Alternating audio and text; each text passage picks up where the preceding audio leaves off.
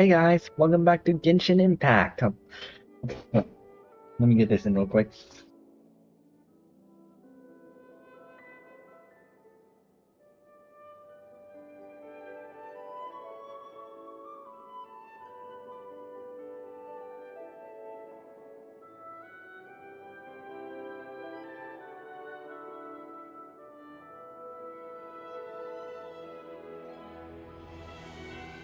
Alright, here you go. I want to make sure I had that in there. So, no. So how y'all doing? So last time we were doing the I can't remember the exact storylines, but we were in the middle of doing the first of the two Archon quests for Nicole, for the Genshin Impact, which features Nicole as which takes place in Sumeru. And we managed to finish that one, and we were just starting a new Archon quest, but left it off since it was already at the end. But now that we're back, we're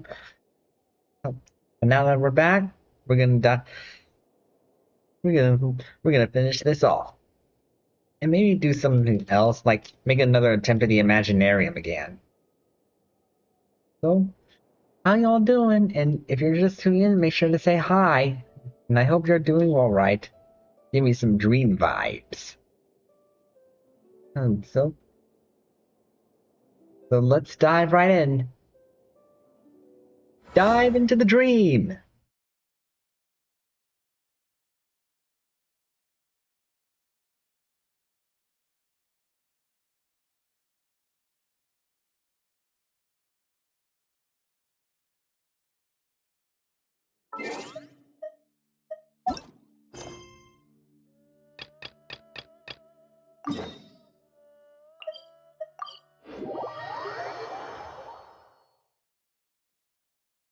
I cannot help but feel that you bringing me here is some sort of an assassination attempt. Excuse me.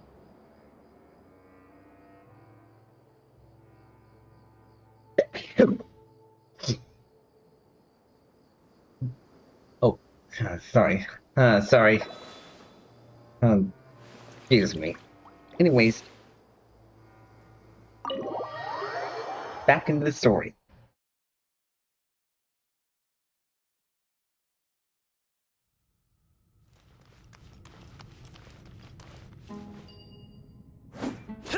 Oops.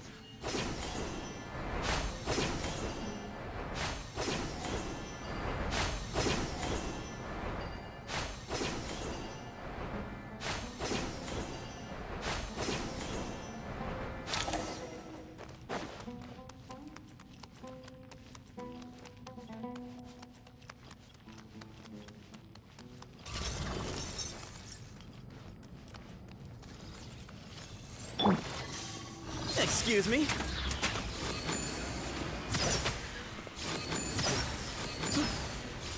Behind you! Way ahead of you! Behold!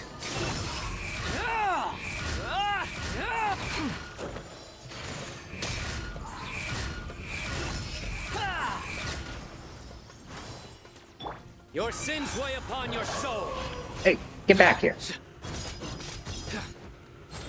Guilty! Your penance is due! Guilty! Your penance is due!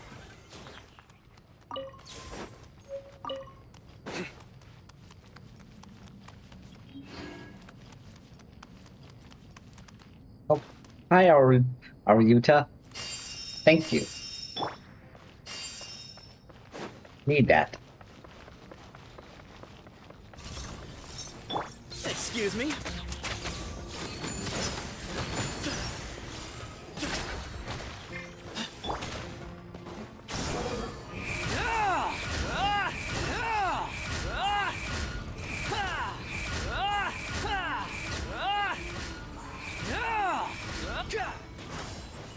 Surrender!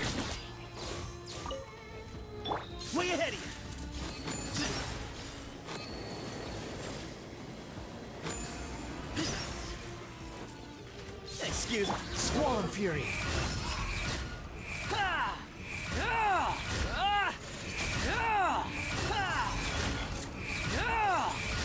You dare to gaze upon me?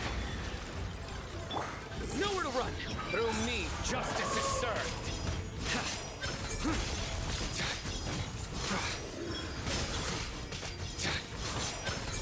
These devices should still be usable even though they're broken down. Let's take them back for the others to review. I'm just curious, what are their... No, what are their ascensions? Oh, wow.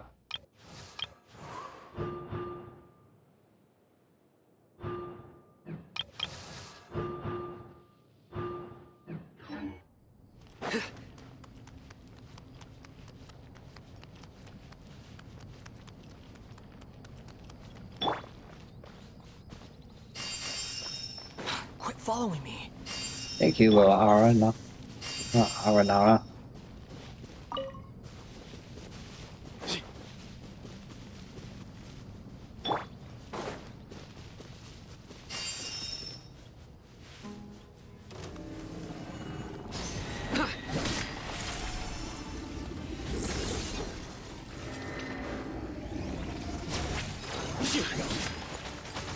Way ahead! Behind you!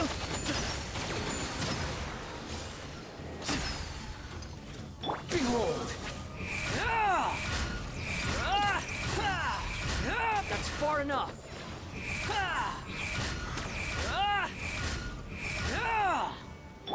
Futile!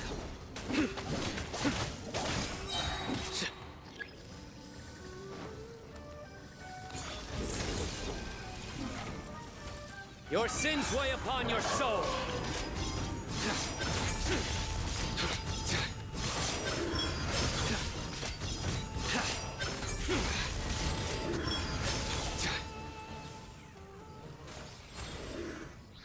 How many do we need again? Enough to make an Akasha terminal for everyone who doesn't own one. I remember you telling me how revolutionary these Akasha terminals were. You've used one before, right?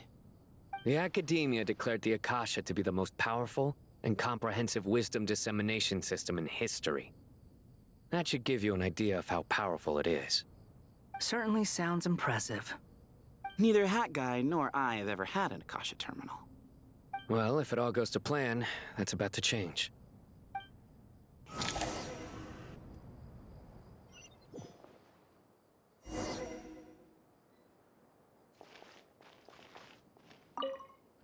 I'm Dory now?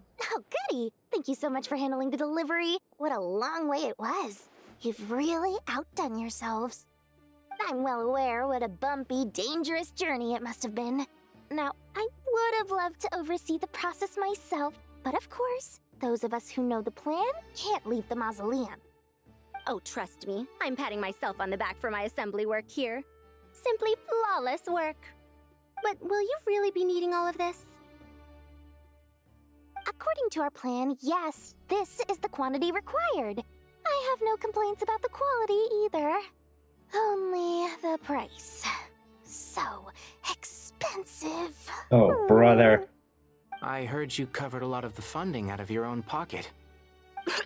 Oh, that's an exaggeration. The Academia provided most of the funds. I just offered a small token of my goodwill. Small token. Of course, the real tragedy is how little profit I'm making on this. You know, it's a serious crisis when you can't even make money out of it. It's really quite a beautiful design. And I'm intrigued by how such a diminutive device is able to output the power of the Light Realm. Did you attend the lecture on Light Realm energy, Madame Farzan?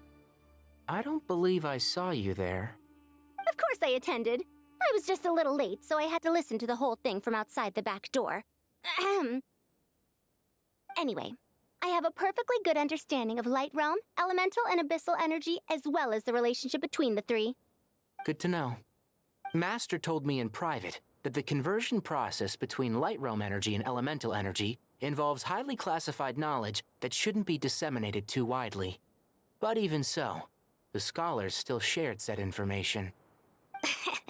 Well, you can't enforce a rule that everyone breaks. Is that the idea? At first, the Dendro Archon was reluctant to explain it in great depth for safety reasons. Later, she came to terms with it, and simply informed my master that we would all have to face the question of survival together.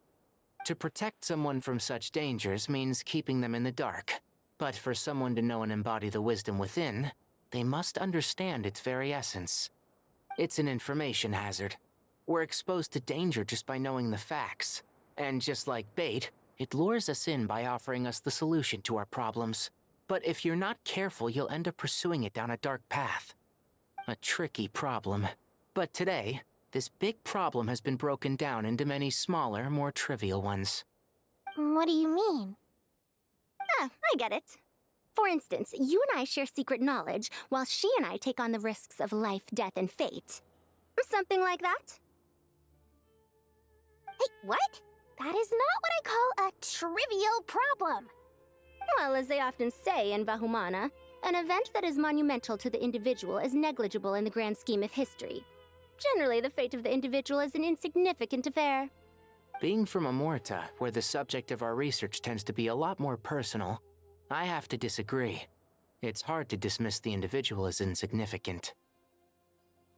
In other words, the big problem of survival has been broken down into many small, interconnected factors, and each one of us represents one of those factors.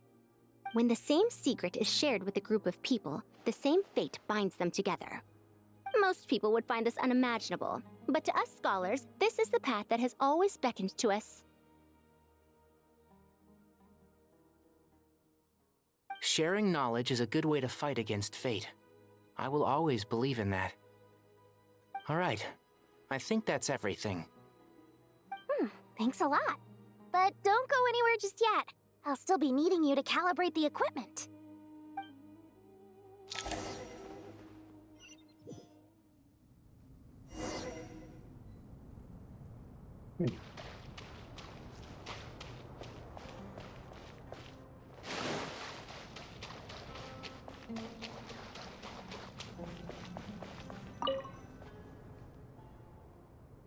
Okay, the materials are ready. We can proceed with the next phase. Alhaitham, how are you getting along? Most of the information in Aru is written in ancient desert scripts. Some of this is written in a tribal language, while other parts seem to be a variant of an Oasis script, based on the glyph forms. Oh. Not lost to history, I hope. Some are. All we can do is infer the meaning based on the rules of related languages. Although, this section actually fills in some of the missing historical record. I'm transcribing it so we can bring it back to the academia. After Aru started up, 2 more lines of text appeared here. Can you read them? Humans may not read what is written by the gods, except by not reading. Victory should not be easy to attain, for it symbolizes divine wisdom. Knowledge must not waver, for it has external borders. Is this a clue to solving a puzzle? Or is it being symbolic? You can't read it unless you don't read it. Victory is wisdom. Knowledge is confined by borders. Can't read it unless you don't read it? I don't see how that makes any sense. We'll just have to find out later. Wait, I think I've got it. It's a metaphor, isn't it? It's talking about... A chessboard. Chessboard? You were right. The youth of today are skilled at solving riddles. Have the secrets buried in the desert not been unearthed over the years all the same? Since Aru is a place reachable through wisdom, this day was bound to come sooner or later. Oh, I've always been against overly cryptic sentences. Don't you get tired of reading and writing all that? Ah, it's you 3. Just in time. We've been delving deep into Aru, and now this board has appeared. Okay, I think I see how the chessboard thing works. So, Because uh, when playing chess, you have to use it requires critical thinking. You have to watch. You have to think about what move to make. Likewise, you have to watch what your opponents will be thinking. Uh, and victory lies in the wisdom. That just means you won because you managed to outwit your opponent. Can that make sense now? I've heard this was how you'd while away your free hours. You must be quite the experts by now in that case. It is true. King Deshret's chess games are some of the most well-loved of all his wonderful creations. If you have ever been to Safhe Shatranj, you may well be familiar with the chess pieces you see here. Is this chessboard supposed to be another visualization of the interior of Aru, then? Naturally. Visitors, everything is ready. Only by completing the challenge on the board in accordance with the rules will you be permitted to overwrite Aru. 1 second. It's not dangerous, is it? Dangerous? Why, yes, of course. I should be the one to go, then. Wait for me here. Sounds like the self-confidence of our present company has rubbed off on you. Don't be ridiculous. I'm your upperclassman, and that means I have to look out for you. I appreciate the sentiment, but a game of chess typically requires 2 players. Yep. Besides, I'm sure they won't let things get out of hand. Keeping things relatively safe is in your best interest too, isn't it? Fair enough. I mean, you guys are controlling the difficulty, so please don't go too hard on us, all right? Ah, but Bennu said he wanted to put some respect into these whippersnappers. All right, all right. Thank you. Obviously, we'll still try to be careful. This doesn't seem like ordinary chess. Is the goal to defeat the opponent? No, you must enter the board and pass the trials we have placed there. Ready? Let's do it.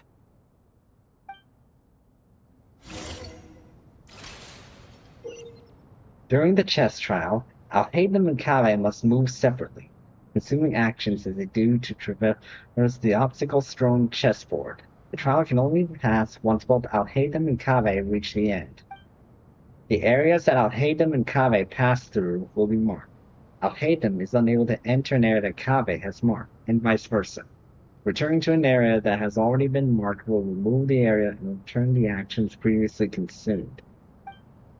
Kave can move some of the pieces on the chessboard, but he can only push them toward empty areas.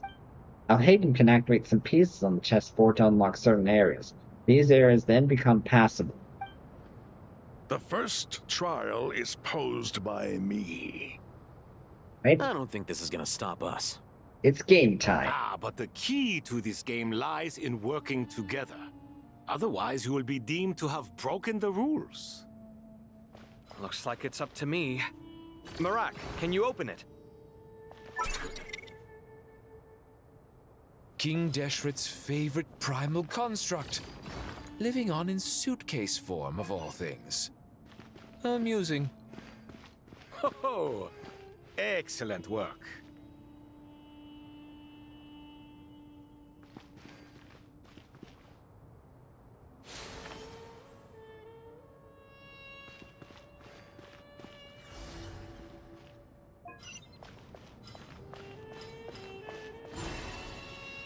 That wasn't hard. But it's gonna get harder from here on out.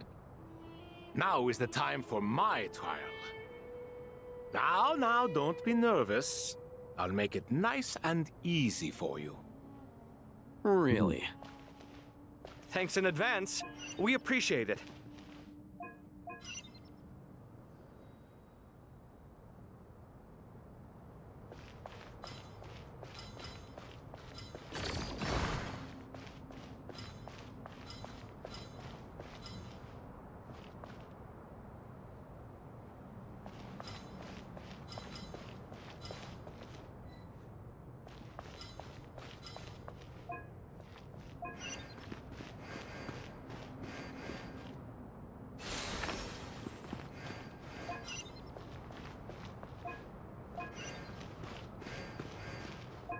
so they can't cross over into each other's bases. Good to know.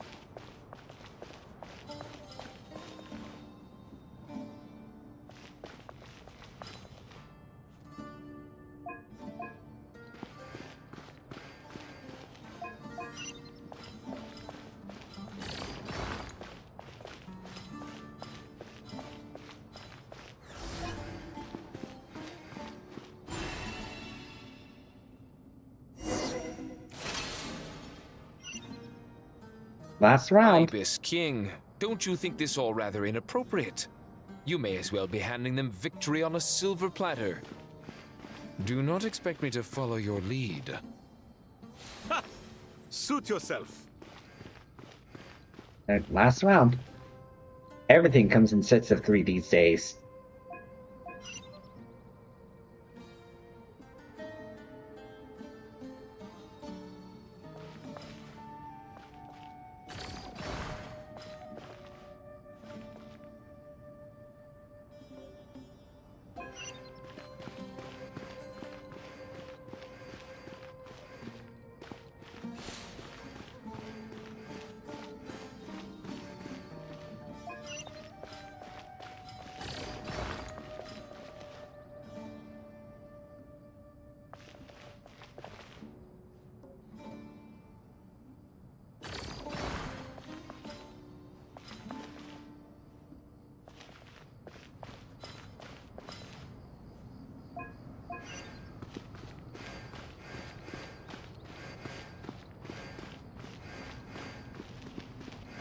Nope.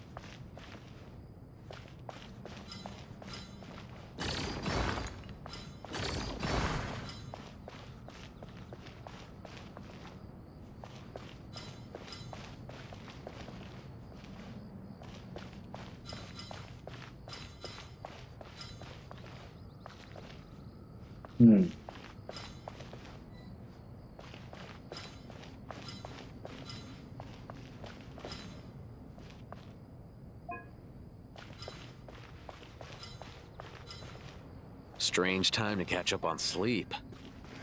I'm not sleeping, I'm thinking. It's not that simple, you know.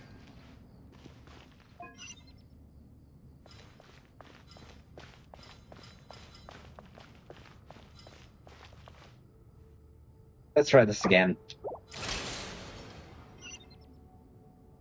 Ibis King, don't you think this all rather inappropriate? You may as well be handing them victory on a silver platter. Do not expect me to follow your lead. Ha! Suit yourself.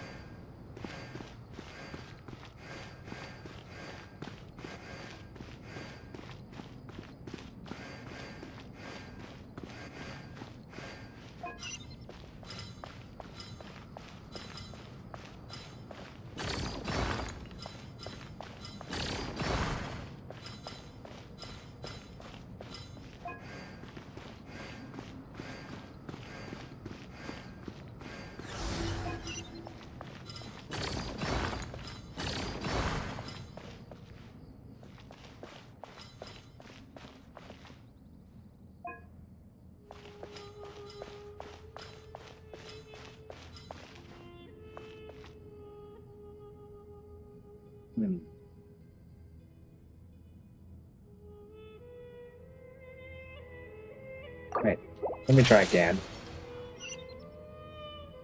Ibis King, don't you think this all rather inappropriate? You may as well be handing them victory on a silver platter. Do not expect me to follow your lead. Ha! Suit yourself.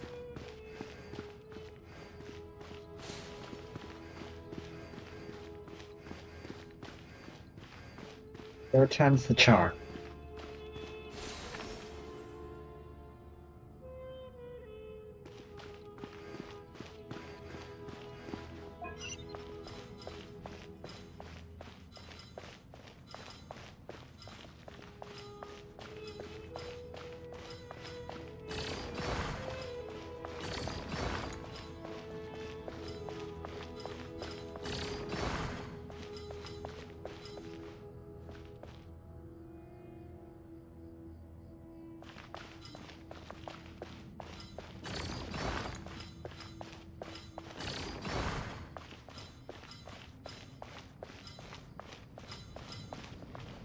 Strange time to catch up on sleep. I'm not sleeping, I'm thinking. It's not that simple, you know.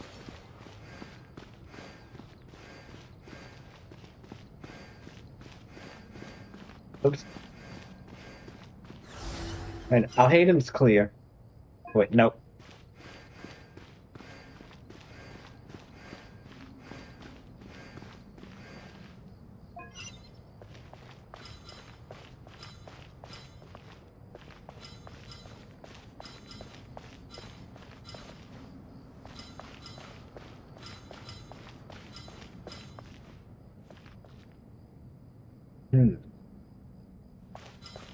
This one's pretty tough.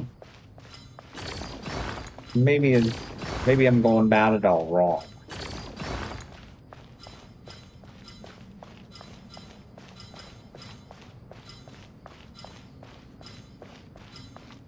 Strange time to catch up on sleep. Yeah, there we go. I'm not sleeping, I'm thinking. It's not that simple, you know. They make the weirdest brothers, don't they? Done. Finally, it's over. But seriously, that was incredible. Standing on the chessboard felt completely different from standing on solid ground. And also... Oh, sorry. I'll save my thoughts for later. Thanks to the three of you for helping us out with this. Is it just me, or were you giving us quite a lot of guidance along the way? We made but a humble contribution. You lived up to our expectations. Bravo! Our aid was not given for naught. In addition to the existing functions, I'd like to ask you for another favor. Since Aru's interference shield can cover the entirety of the mausoleum, it should be possible to extend its range even further. Perhaps you can find a way. So, building upon the existing functions to... Ah, I'm with you! Imagine for a moment. What would the ideal outcome look like if this function were compatible with the devices? I agree. This is the best solution possible. Please, everyone, we beg you to help us. Me, oh my! Well, since you ask so very nicely, I suppose... Goti? Croco? What do you say? Naturally.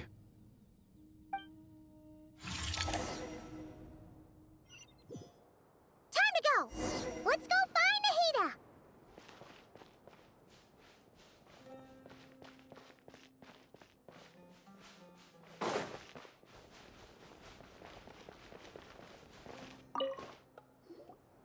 There you are. Miss Nicole truly is an angel. She shows great wisdom in guiding others, and she has already sent word to Natlan on our behalf. She said that while the other members of the Hexen Circle are busy with important work, she is quite free, and she's more than willing to accompany the people of Sumeru for the entire journey. Oh, there's Nicole, all right. Always super patient and loves to help everyone out. She's the best. She is. So kind and enthusiastic. Well, time for us to get going. Let's head out.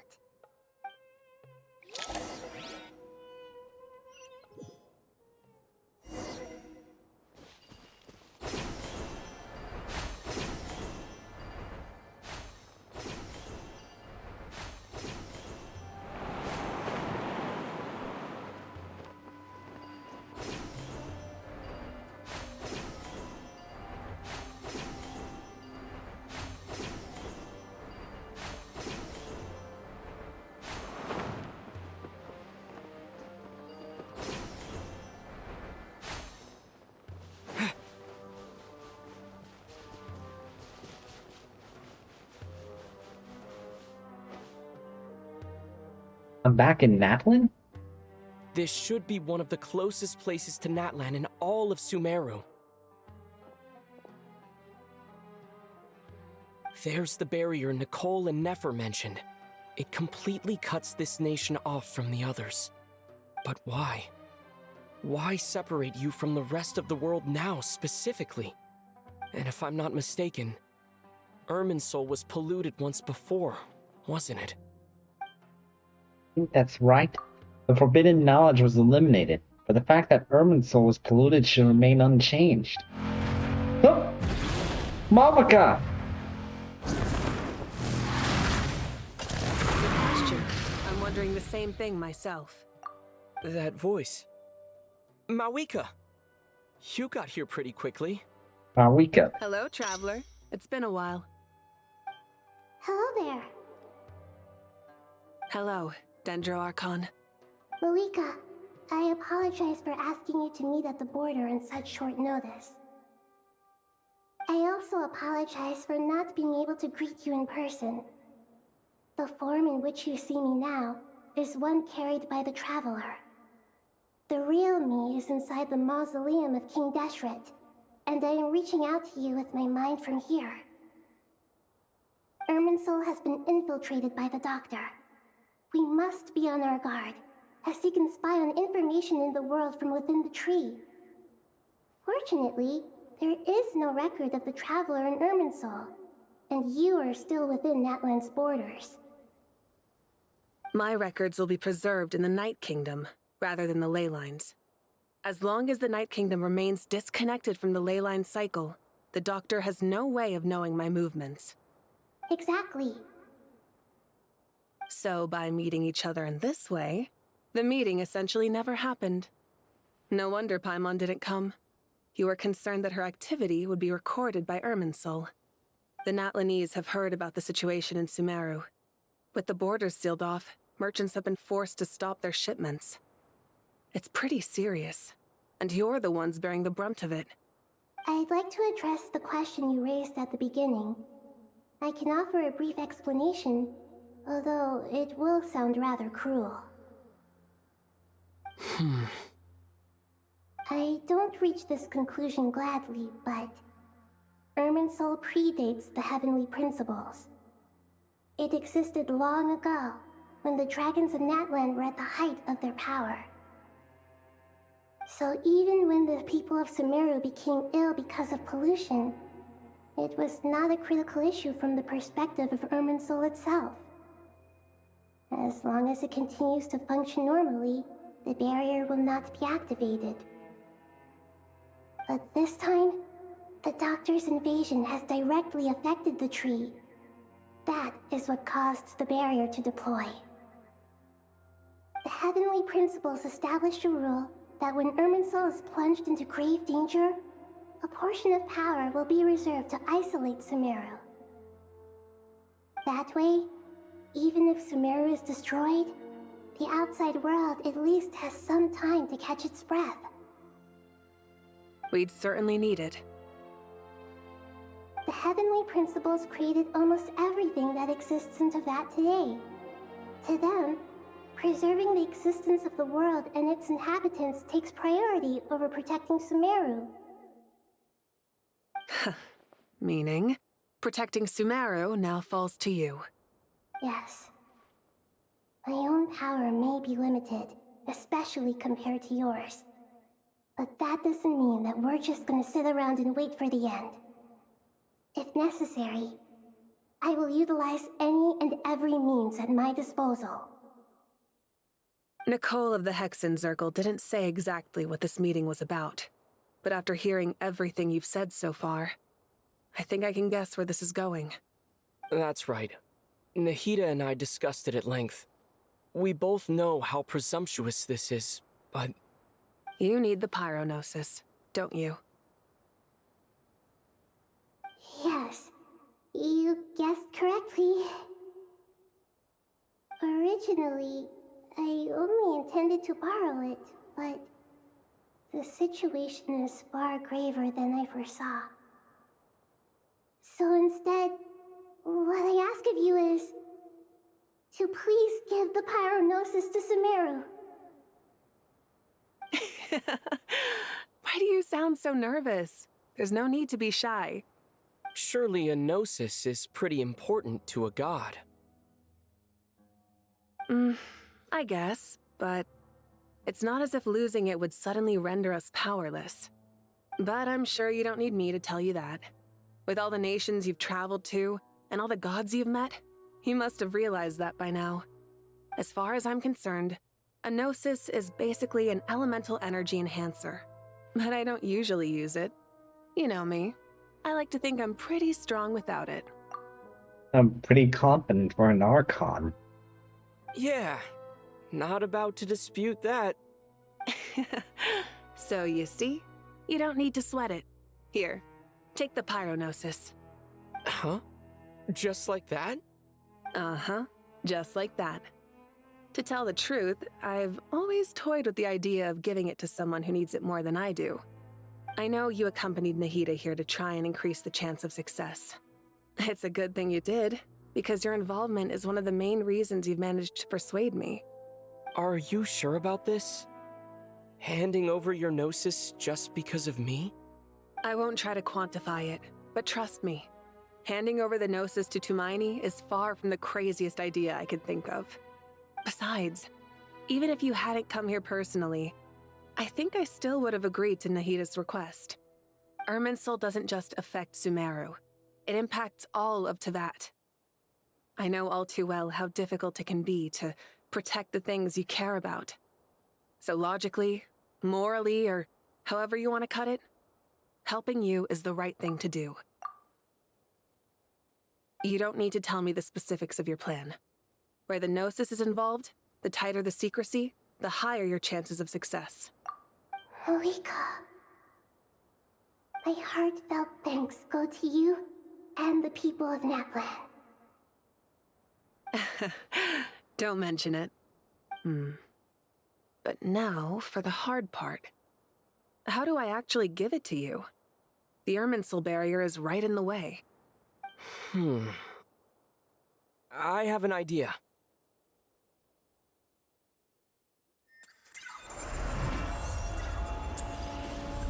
What?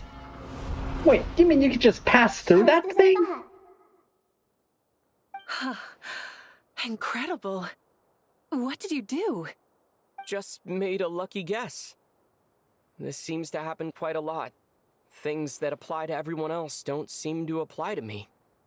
I figured the same might be true here. Irmunsul usually produces effects based on the records it holds.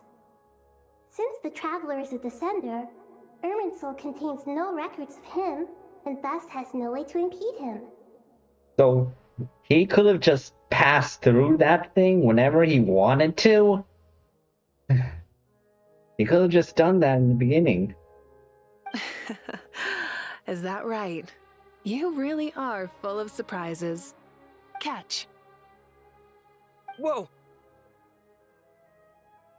Thank you, Mawika. Thank you for trusting us with something so important. All right. No need to get so formal. It's not like we're strangers. Besides, there's still one problem. You might be able to pass through the barrier, but I don't know about the gnosis.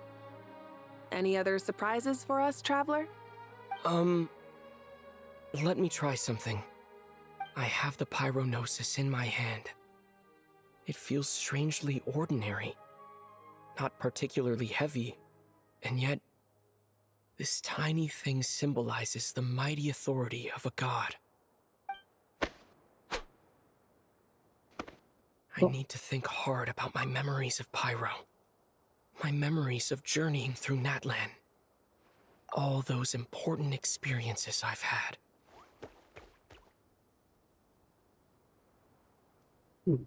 That's actually a fantastic group shot. Got it. The gnosis disappeared. Traveler, are you alright? I'm fine. The pyronosis disappeared into my body. Just like phlogiston. Maybe it resonates with you because you've mastered the power of phlogiston. You might not be recorded in the ley lines, but you're still Artumini. Whew.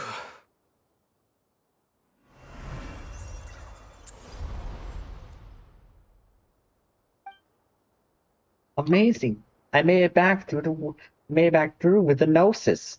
Please allow me to express my gratitude once again, Malika. Pleasure. Well, I've given you all the help I can. The rest is up to you. Good luck. We won't let you down. Yeah, we aren't about to lose.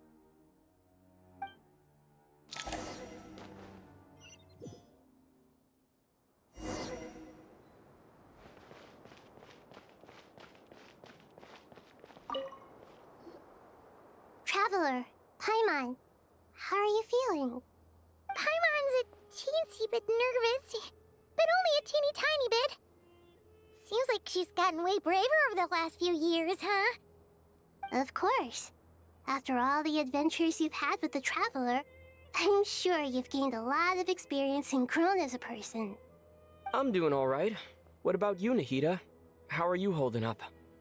With the negative effects of Irmunsul, I'm a bit like a piece of fruit that's been burrowed into by hungry insects and left to rot. I'd be lying if I said it was nothing. But please don't worry. We all know what we're getting into, and we've prepared as well as we can. I believe in everyone. I believe in you. And I believe in myself. Stoking the fire inside oneself is certainly one way to live, but knowing when to rely on one's companions is also a form of great wisdom. I've been quietly learning little things from everyone, like plucking tufts of fur from a sumpter beast. Me too. With the constant traveling, I'm always learning and growing. That's the journey of life. I think there's someone else here who would share that sentiment. Don't worry about what I think. I was just passing by and happened to overhear your conversation. What are you talking about, hat guy? This is the top floor. No one passes by the top floor. Says who? You can fly just like I can. I would have thought it makes sense to you of all people. I don't know why, but I feel a little more relaxed now. It shows that you feel comfortable laying down your burdens in our presence. It means that Sumeru is a place you can trust, where you know we have your back. And we feel exactly the same way around you. That's what it means to be friends.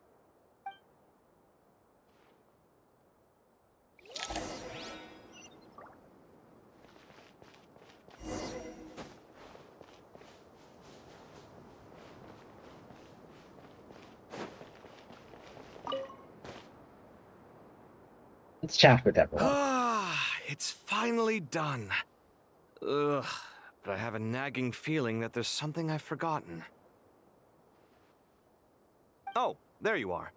Everything wrapped up on your end?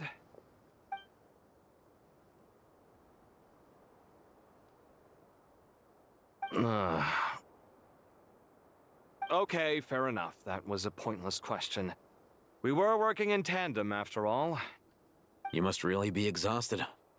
Well, it's been a busy day for both of us. When work ends, you clock out. No looking back. Yeah, we're definitely due a break. Probably a little late to start drinking now, though. I'll stick with water. Here, this one's for you.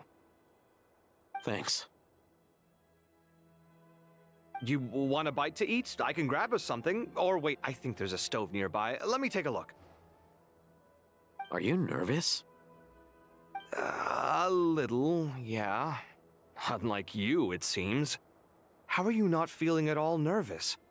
Because everything that happens next is beyond my individual control. I don't worry about things I cannot influence. What do you mean, cannot influence? You're the one who came up with half of the strategies we ended up using. There's only so much I can do. I was only doing my duty. Was it like this last time, too? You mean with Azar and his accomplices? Yes and no. The situation back then was easier to control, but we weren't as prepared as we are this time. So the enemy is stronger, but so are we. I still vividly remember the way you interrogated me in the library after the fact. Where were you when Sumeru needed you most? If your memory is so vivid, you might also recall that it was you who came looking for an argument. You're often the one who initiates these things, you know. I came for a conversation! I didn't know it was gonna turn into an argument! Anyway, at least I showed up this time. So, what do you think? What do I think? I think we're certainly better off for it. It's good having me around to help out, huh? Absolutely. As a citizen of Sumeru, you displayed a remarkable sense of responsibility in the face of disaster. Certainly feels that way. I just shudder to think how the world would have ended up if we hadn't gotten control of the situation. So, do you think this is what impending disaster looks like? The sky is so clear, and there isn't a whiff of decay or destruction in the air. It's hard to imagine that the fall of humanity could happen on an ordinary day like this. Awful things happen all the time. Sometimes people can stop them, and sometimes they can't. What you and I have done is increase our chances of stopping this one. Lofty ideals may provide no defense at all against nihilism, but perhaps little decisions can. Oh, nothing. It's nothing. I hope everything works out tomorrow. It will. As long as we stick to the plan, our chances of success are good. It's really strange. You're my junior, yet you always seem to act more like an upperclassman than I do. I think it's mostly a matter of temperament. Ugh. Walked right into that one, didn't I?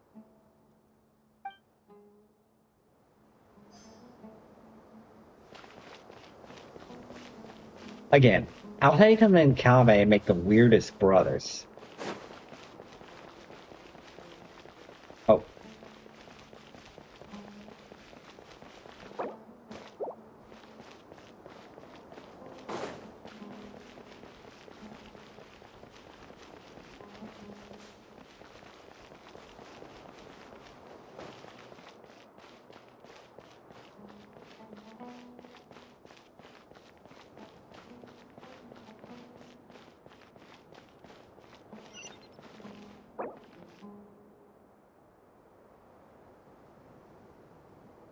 Dia and Candace? Haven't seen Candace on not the entire quest.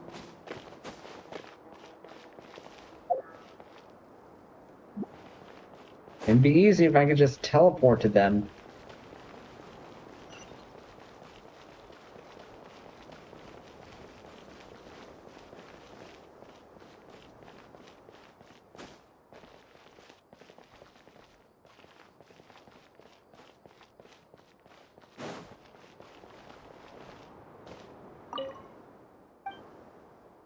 Oh. Fine. Okay, ask and you shall receive, I guess. That's what this is for.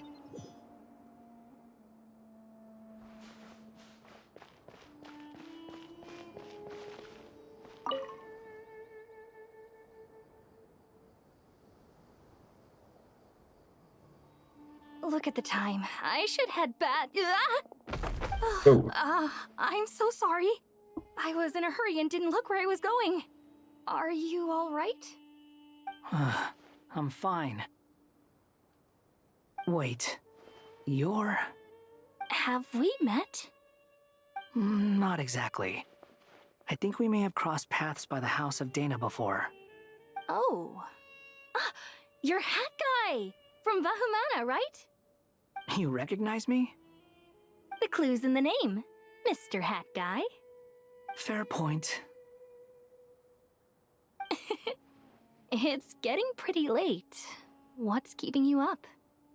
I could ask you the same question. If I'm not mistaken, all the workload for the Ratawa Histarshan wrapped up a good while ago. Well, I have something of a background in Satyavada life, so I was helping the Dendro Archon make some preparations. But I must have lost track of time. Did you find the experience enlightening at all? Honestly, it was tedious and uneventful at first. But eventually, I think I did sense some profound truths. But they also brought a lot of suffering with them. I was told that I even shed tears while I was meditating, though I have no idea why. Sorry. I hope I'm not scaring you. Not at all. It just proves you're very accomplished in your research.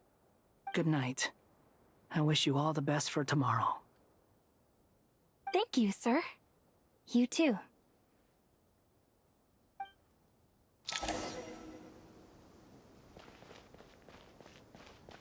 There's Tia and Candace. It's still weird to see Candace here since I haven't seen her throughout the entire Archon Quest. Too bad we've got a fight tomorrow. I could really do with a stiff drink. Let us pray instead. Prayer. How nostalgic. Dory too? Lord Sangama Bay. Came to get some fresh air too, did ya? That's right. Actually, I was hoping I might run into you, Dia. I wanted to let you know that I've stocked up on that perfume you said you were so fond of. No, really? I'll take 2. Any chance of a friends and family discount? I knew you'd ask that. And I'm afraid to say that... Surprise! It's free of charge. That's very generous of you, Lord Sangama Bay. Does this mean you've made a fortune and not cry? Nope. Turns out it's not that easy to turn a profit there. I even ran some assorted losses. But anyway, that has nothing to do with why I wanted to give you and Dia a small gift. Remember that merchant caravan you two rescued in the desert last month? That was transporting my goods! No way! I had no idea that was your shipment. Explains the, eclectic mix of goods, though. Lord Sangama Bay's investment in the desert and generous stockpiling of goods has helped many people over the years. The shelters you funded especially have made life a little easier for the children and the elderly. Wait, how did you know about that? Oh, I see. Nefer told you, didn't she? That pesky lady. Aren't intel brokers at least supposed to charge for divulging people's secrets? She and Candace go way back. It's normal for close friends to share things you wouldn't tell to everyone else. Sure, but why did they have to be things about me? That's how Nefer shows that she cares. She wishes for all of us to know what a generous person you truly are. It must be hard trying to make a living far away from home. Just because we can tell what kind of person you are doesn't mean everyone else can. Well, maybe her intentions were partly good, but I don't think that's the full story. I'm sure she enjoyed knowing how much it would annoy me. I'm telling you, Nefer's got a mean streak. Definitely with you on that. Does praying help you stay calm? Defending one's home is a just cause. My heart is filled with a mix of anger and hope. Anger. You know, being able to get angry is a good thing. It shows that you're in touch with the real world, and that you have the passion to pursue something you believe in. Junior Zard? My lady? What are you doing out here? Just taking a walk to clear my head. And look where I ended up. Were you praying just now? Yes, Miss Dunyarzad. Would you like to join us?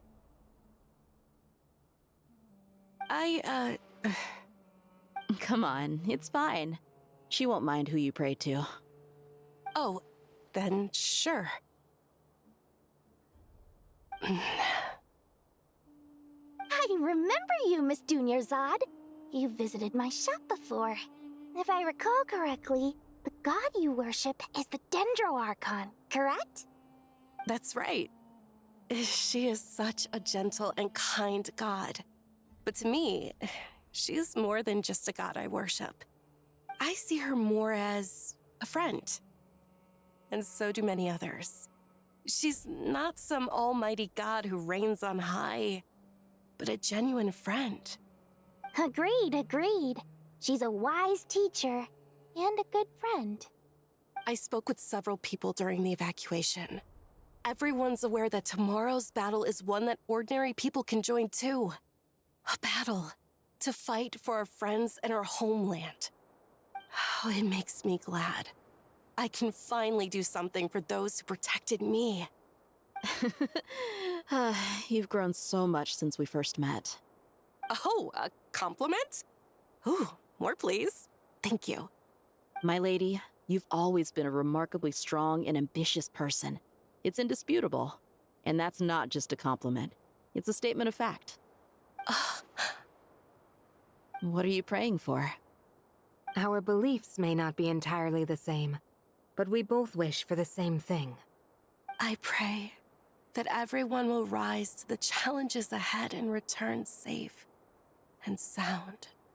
I pray for the safe return of all my companions.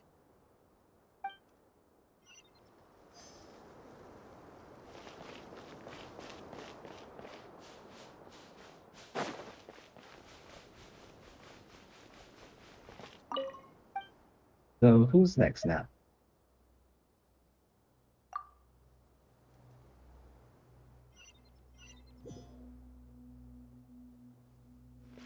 Nefer and Nicole.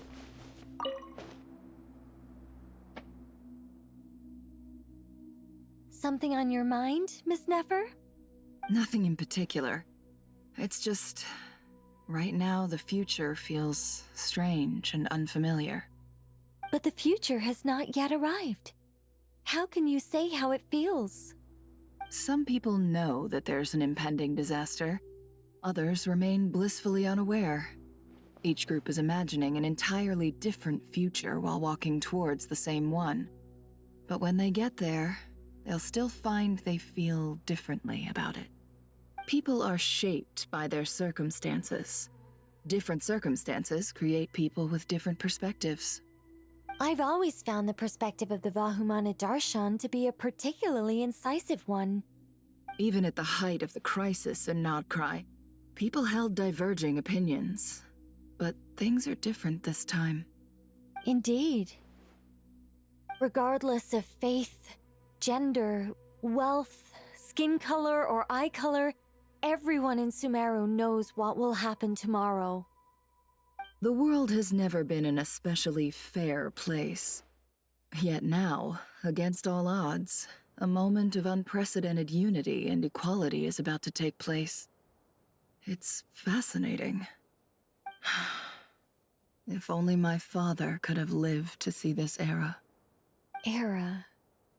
To me, that term represents a much greater span of time. It can be an unsettling word. I would even say I'm afraid of it. Do angels even feel fear? Yes, at least I do. I fear the gap that grows wider with each passing day, and the never-ending flow of time. Time renders all memories insignificant, and reduces all splendor to nothing. But those memories are the one thing I do not want to lose. You're very human in that regard. If angels draw too close to humanity, our wings burn away in the bright flame of awareness, and we fall to the earth. After spending so long among humans, I have lost much of my former glory. Maybe that's a good thing. You're more human than some humans are. I've been talking to Kale a lot in recent days. We seem to be in completely opposite situations. I suppose that makes us good case studies for comparison. Case studies for who? Myself, I suppose. After comparing the two of us, I suddenly discovered that I desired more than before. It was a gentle, pleasant sensation. Just as most people pursue glory and miracles, I too am pursuing miracles of my own. Guiding humans to make the miracles in their hearts a reality. That is my miracle. It doesn't sound so bad, does it?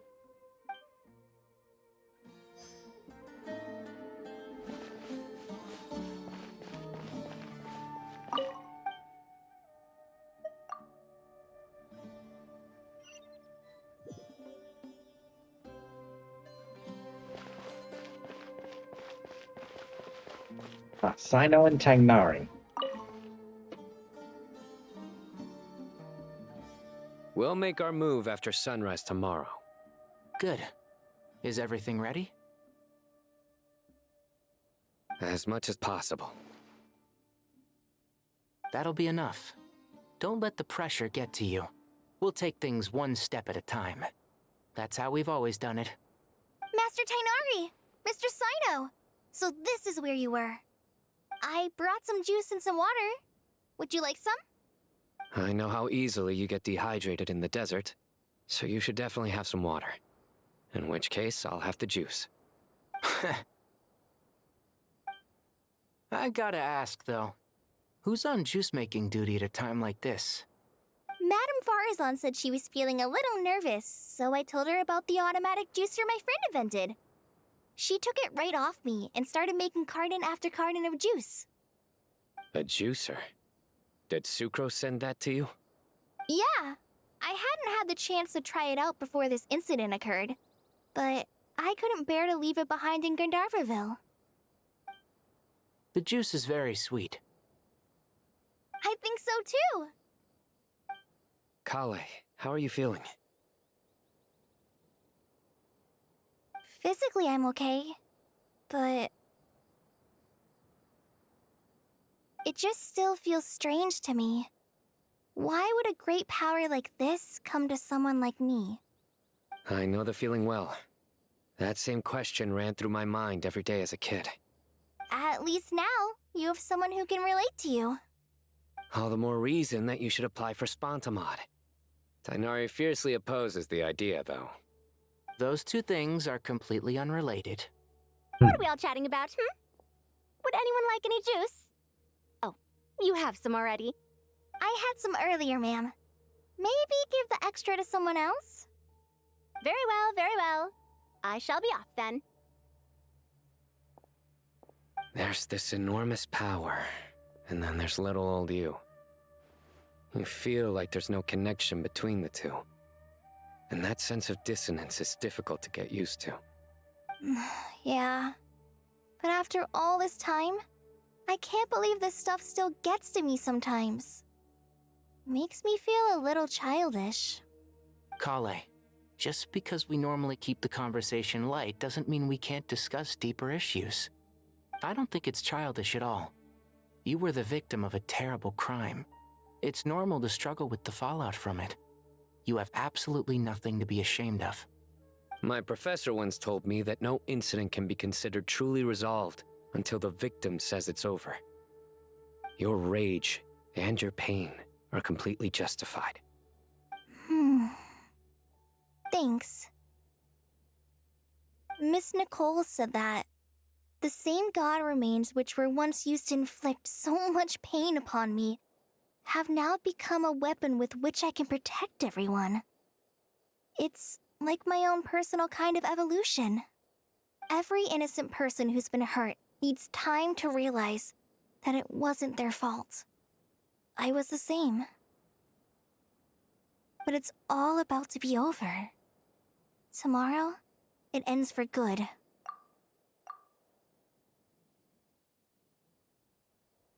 I don't know if you've noticed, but you rarely stumble over your words anymore, and your outlook has become much more positive. It's a big change from how you used to be. And since this isn't over, you can settle the matter on your own terms. It's time you seized back control. I believe in you. Yeah. Sumeru is my home. And it's so important to me. I have to protect it. No. I will protect it. And once you're done, how about you come back and apply for Spantamod? Stop it with the sales pitch, would you? Hey, excuse me. There are still 3 unclaimed cups of juice here. Why don't you take one each? Ugh, my arms are getting sore from carrying them around everywhere. Madame Farazan, why are you... Here, let me take them off your hands. Thank you, Madame Farazan. Drink up and enjoy my handiwork. I think I'm going to make something else now instead. Someone's in a chipper mood. Try to relax, Mood. Madame Farazan. Your nerves are starting to get the better of you. I know, I know.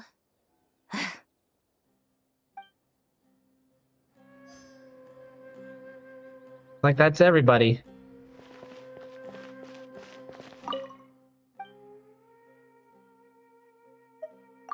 Oh.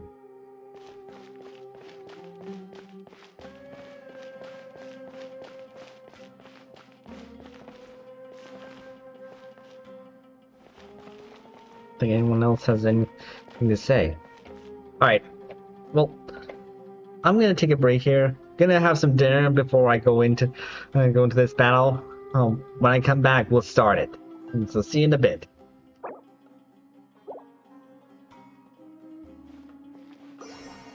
Let's go with it.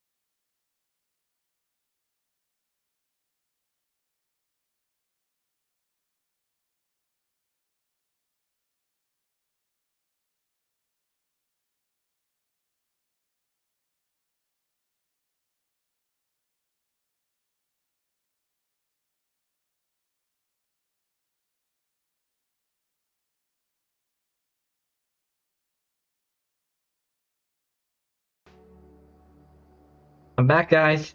Let's go.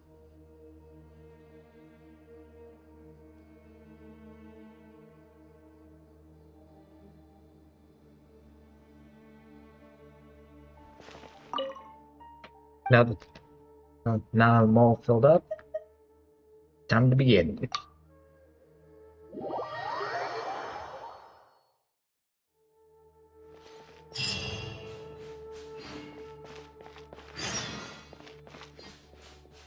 Time to go!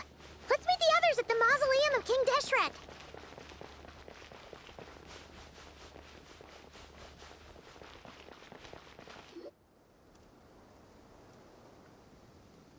I have not felt this way in a long time. Standing up high, gazing out at the rolling dunes. One cannot know what freedom truly means without first losing it. The Golden Slumber truly lives up to its name as a dreamland. Though desert sands exist there too, no mirage, no matter how glorious, can compare to true beauty. Dendro Archon, what is on your mind? I was wondering whose counsel I should seek on the questions in my heart. What kind of questions? So many. More than can be put into words. As I once said to a friend, we look, we see, and we comprehend. But the question still troubles us. What are the many disasters that this world faces, but the sum of all irresolvable questions? The biggest question you should be asking is how to seize victory. Yes. Although, I would express it differently. I must not fail. And so the question I am most curious about now is whether the path to victory will be an arduous one. What we declare to be a young sapling, we may, in fact, find to be a towering tree, if we would only cast aside our ignorance and look beyond the veil of time to see her true form. Nahida! We're here! Just in time. My preparations are almost complete. Ready when you are. We're here too. Miss Nicole! Miss Nicole! You run so fast! I thought I'd get a lot of exercise as a forest ranger, but I can barely keep up with you. Sorry, I got a little carried away. Lesser Lord Kusanali, the equipment is ready, and the modifications to Aru are all complete. As discussed during our meeting, Accessing Irmunsul via the Akasha is no longer feasible at this stage. There are other options, it's just they're a little more extreme and more technologically demanding to implement. Maybe you should take it from here.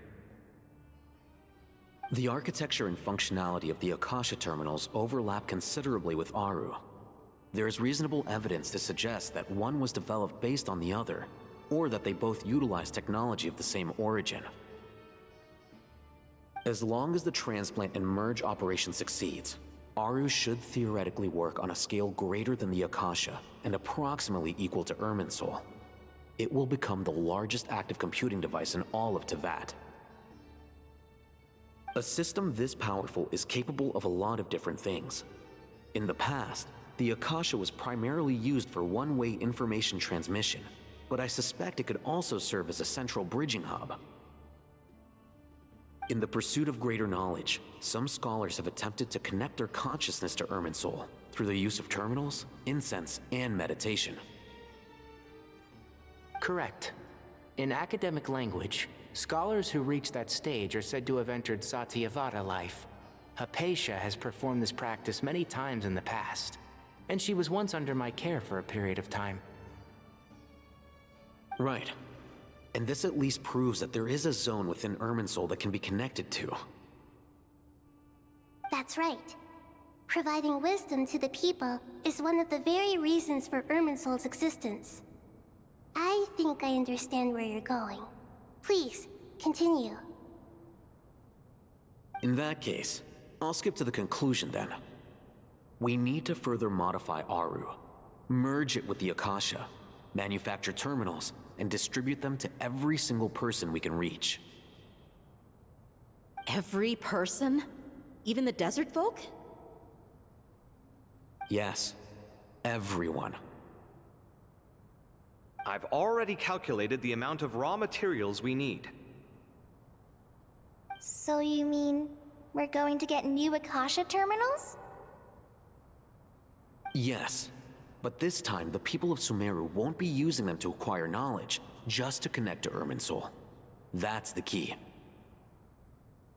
When we evacuated the city, we brought all the important assets from the House of Dana, in case we ended up needing them. Fortunately, this included the Akasha system's main terminal.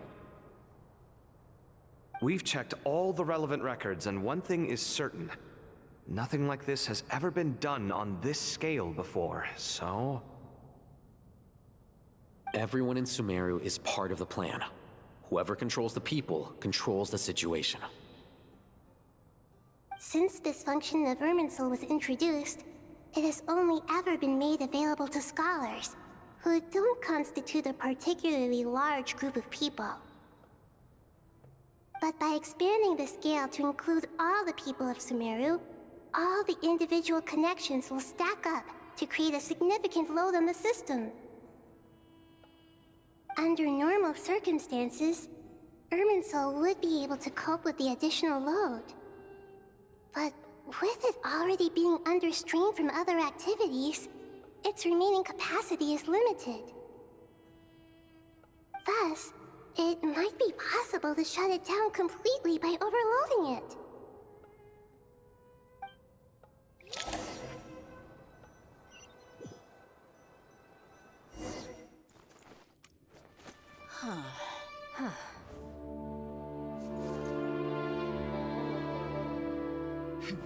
Counting down. 3, 2, 1. Are you ready? Ready!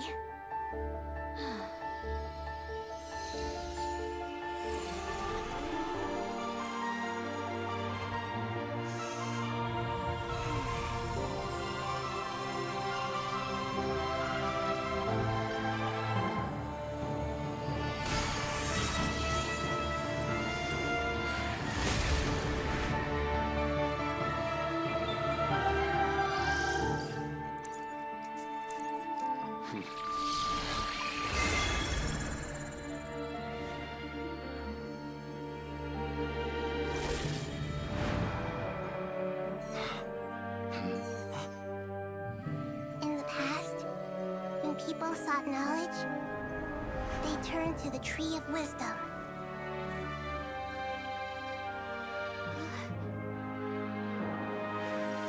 Today, we use it to save Sumeru and the whole world. These boughs that nurtured learning must not become tools for destroying the world.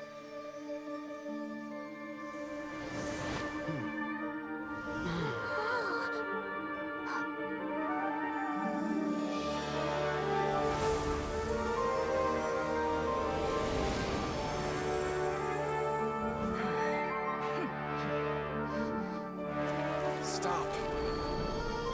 Please stop. End this transformation.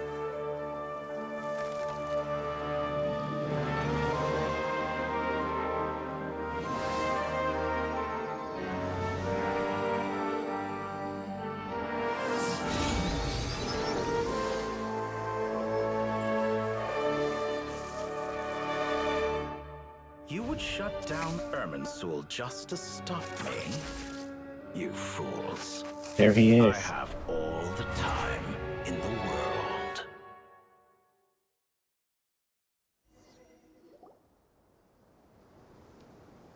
Success! The evil Irmunsul tree is step growing! Great!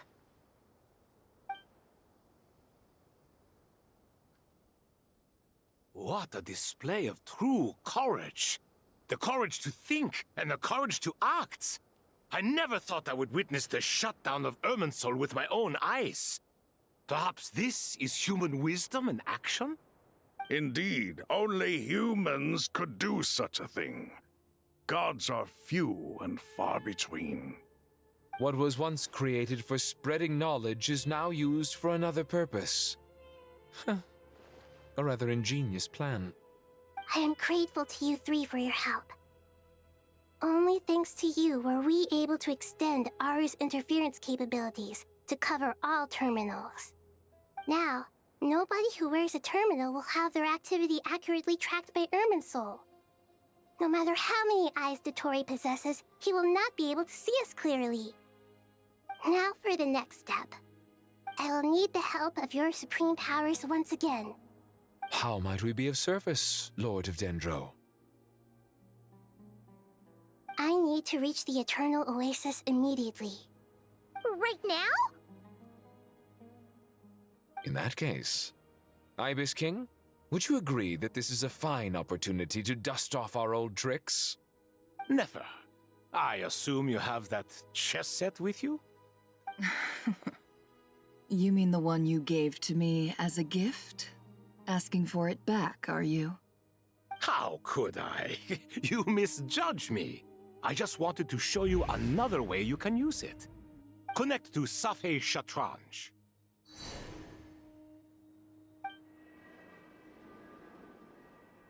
Safei Shatranj? You mean that place in the desert? So that's what it's Thoth's called. chess set gains its power from the chessboard laid out in the desert by King Deshret and ourselves. All ceremonies conducted using the chess set must be activated via Safei Shatranj. In other words, the chess set is an extension of the chessboard. In the past, moving a chess piece was a sacred and momentous act. Transfer initiated. Entering live combat mode.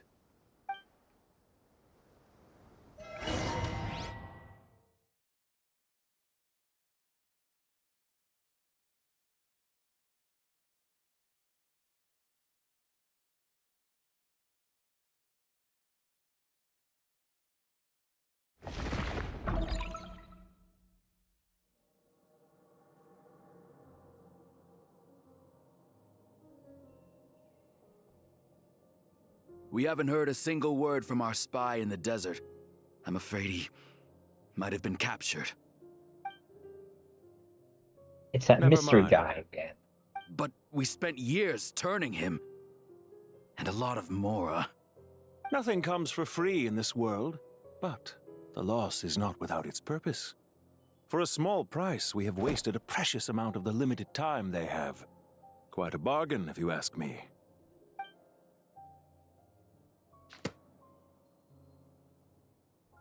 Understood. Weighing profit against loss is a necessary part of life. But to tell the truth, I have been operating at a loss since this all began. Since many centuries ago, in fact. Centuries? For instance, why would a banker act as the executor of a will? If you hadn't deposited your personal belongings at Northland Bank, I would have no reason to be here right now. Regrator. Regrator, the 9th of the 11 Patulia Harbingers.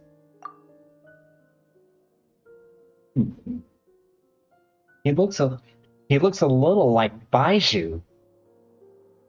Dottore, I've placed your final data backup into the ley lines as per our contract. I trust we are now square for the safe deposit fees you paid. Or Baiju? Or Baiju. I think it was Baiju. Is it not a little petty to split hairs like this, given our amicable relationship? I consider sound bookkeeping a matter of principle. Do not forget that you only live to see this day thanks to me. In fact, every day of your life since you met me, you've been living on borrowed time. Why, that's hardly a fair assessment. I will concede that my survival was perhaps at your whim, but I became a harbinger on my own merits. Managing money is not like other professions. Mine is not a role I could have acquired based on your recommendation alone, and certainly not one I could have lasted so long in without genuine ability. The information stored in the ley lines is quite comprehensive. Rest assured, I have not forgotten how strong your pride is. Well, I presume you have no sense of fragmentation while talking with me. How could anything possibly go wrong with such strict measures in place? The remainder of your soul was split in two, with one half sent to Nodcry and the other stored in the most secure vault of the Northland Bank. Though I Well, must that's say, it. your disdain for the other segments is quite amusing. Zandik is you, and you are Zandik. Zandik created the segments, yet you, a segment yourself, reject him. That is, Zandik, created segments of various ages in his later years. To achieve this, he had to freeze time and part with a portion of his soul. But as constructive as it sounds, it erases my uniqueness. If each segment is equally me, then by the same token, none of them are truly me. A soul living forever in the past inevitably holds different views than he did in his later years. The same thing that completes me also restricts me. You too might ask yourself which stage of your life you want to be preserved at. The day your business failed? Or the day you were framed by a gang and sold off to a medical lab as a test subject? We needn't dredge up the past. This undesirable plan was eventually scrapped. Lesser Lord Kusanali was quite right. I needed an opportunity to eliminate myself. And after that, I concluded that there was no more effective plan than directly splitting the soul. Once the soul is transferred out, you will find that creating a physical body is far simpler than creating a puppet. The other half of your soul suffered a crushing defeat in Nodcry, you know. And yet in the process, I obtained the information I always wanted, did I not? Because now we finally know where the best testing ground truly lies. I once thought your ultimate goal was to ascend to godhood. But as it turns out, that was merely one of your experiments. Experiments take many forms. Most people are too eager for success, too fixated on the end goal. They forget that the experimental process itself is just as important. A suspiciously vacant seat, a new face. I trust you can put two and two together. The reason it doesn't exist is because someone tampered with the record. What can I say? After all your efforts, you really did uncover the world's secrets. So, is the new world you promised a lie? No, it never was. I am glad to be able to control Irmunsul from within. Now I shall attempt to create a new world inside the existing one. Almost everyone faces the prospect of death, but not a single person has ever been able to experiment unrestrained in the afterlife through sheer force of will. I am the only one to have overcome this enormous challenge. Would I not be letting the world down if I didn't make the most of the opportunity to experiment? Clearly, the dividing of your soul did not affect the magnitude of your ego. Out of all the versions of you that have ever existed, this you is the most insane and the most radical. Is that why you chose to work with me? Which was it then? My insanity? Or my radicalism? Could I call myself a venture capitalist without a suitably ambitious plan to invest in? Yours happened to fit the bill quite perfectly. Well then, I must say, while I am surprised enough that you showed up at all, what surprises me more is that you chose to present yourself as my former subordinate, and not as the banker Pantalone. Why make things harder than they need to be? Exposing my true identity in a situation like this would only serve to destroy diplomatic relations between Snezhnaya and Sumeru. I daren't imagine the consequences. Showing up in the name of the original antagonist gives you the recognition you rightly deserve, while also being sensitive to Snezhnaya's predicament. It was an easy win. As for why I'm here, if you're suggesting that your credit is in the negative, I won't argue with that. Many people say that about you. I'd argue that a significant factor in your willingness to cooperate is the fact that you have but a few years of life left after my death. Living and dying together has a way of binding two parties together rather closely. Is it not true that a relationship should be judged by both the positive and negative returns it yields? So some of what I said actually made it into your head after all. It's true that I hope you don't die too soon, but don't you find that a strange thing for me to say? After all, you've already had quite a long life, especially for a human being. Let's not pretend that you're any more innocent than I am. Are we not the same in this regard? We both despise the existing laws of this world, and neither of us enjoy being under anyone else's control. Is it really so greedy to want the world to operate by a new set of rules? Of course not, my dear friend.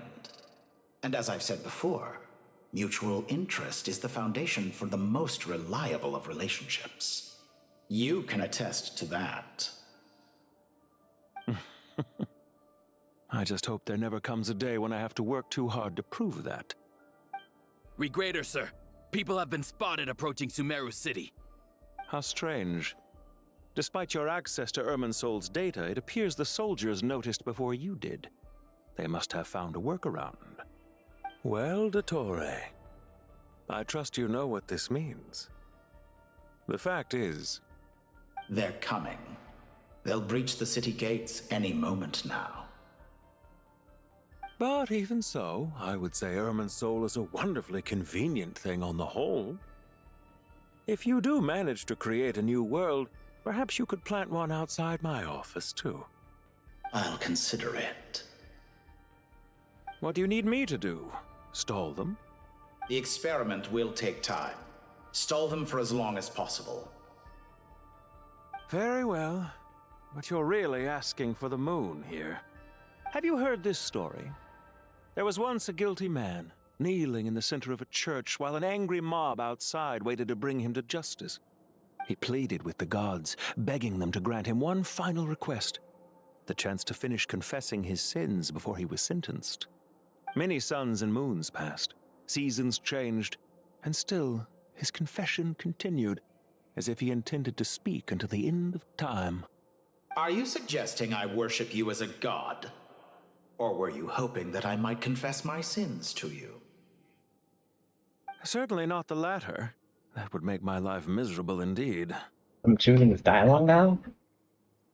And speaking of gods...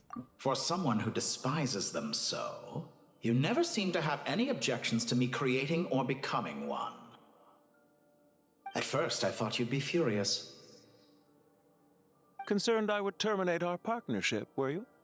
Not at all. You had reasons why our partnership must continue. Don't you find people's attitudes toward gods amusing? A god descends from the heavens and people worship it unreservedly, blindly following whatever rules are given to them.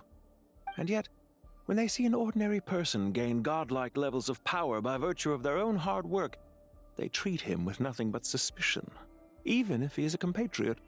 Is that supposed to be a compliment? No.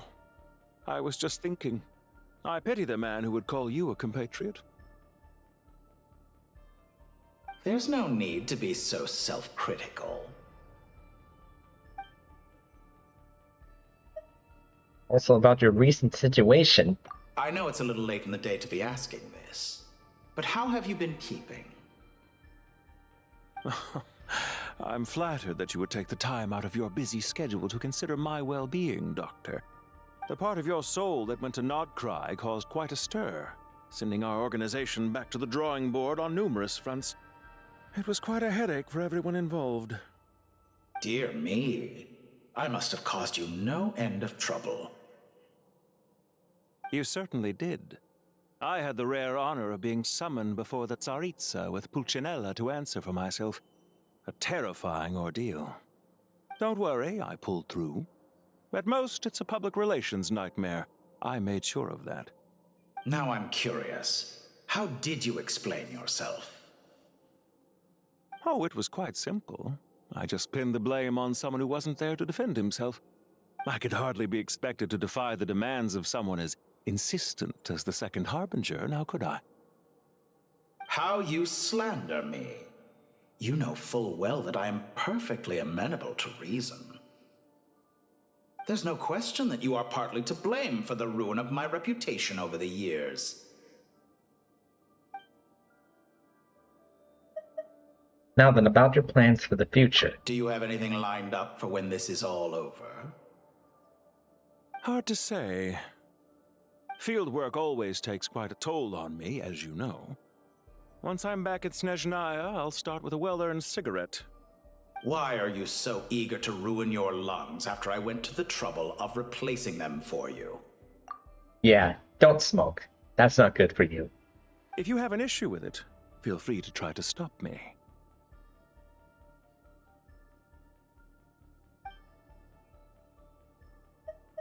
Now then? What's on your mind? The limits of humanity. It's a pity. Despite running countless calculations, I find there is simply no way to reduce any further the amount of one's soul required to sustain an individual. It's rare to hear you admit to being unable to achieve something. I beg to differ. For instance, as I've told you before, the original me was prone to motion sickness and couldn't make long train rides. Ah, yes, of course. One of the reasons you often sent yourself out on errands. What are you thinking about now? A new experiment. In the event that my soul was depleted, say we extracted my data from someone else's memories, yours for instance, and then combined it with your intact soul as the base material, what would we create? Such a scenario would be impossible. Oh? As long as your current soul survives, there will be no need to create a new individual.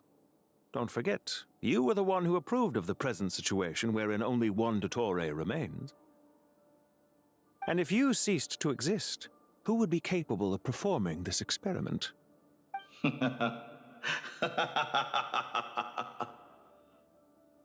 Since the day I met you, you've always excelled at talking your way out of a quandary. See you. Isn't it a little too early to be saying goodbye? Not that I wish to keep you from your business, of course. Very well. Let's leave the conversation there for now.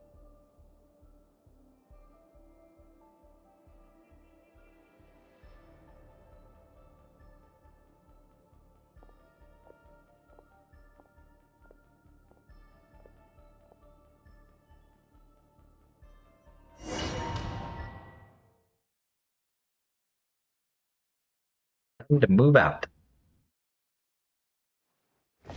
So his name's Regrator. Alright, I'll try to remember that. The power of King Deshret's 7 pillars is truly remarkable. With just a chessboard, you can move an entire unit across the material plane. Yeah, sets us up for a much easier fight. Really makes my day. The last time we stormed the city, it involved a lot more running around. I wonder how many people can say they stormed a city twice in their lifetime. I was just thinking that. I've definitely had more than my fair share of unusual experiences in my life. This is my first time here, actually. We never usually leave Gandharvaville. I hope this will be my last time. Does everyone have to chime in? Can't we just fight? What an amusing comment, my dear lady. Yet humans often alleviate tension via small talk, do they not? Whoa! Why is Candace's shield talking? Because the image on her shield is one of me. And I, of course, can appear wherever I wish to.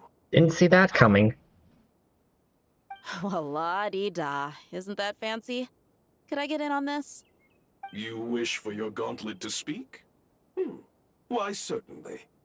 Ahem. I think you'll find that it is I whose image is carved hereupon. Thanks. Definitely feel stronger now. You're welcome, my lady. I am glad to lend you my power. Sino, what's the situation? There are troops stationed at every entrance. As we expected. A frontal assault will suffice. Everyone, stick to the plan. We'll take the main entrance. You head for the House of Dana's side door. Move out.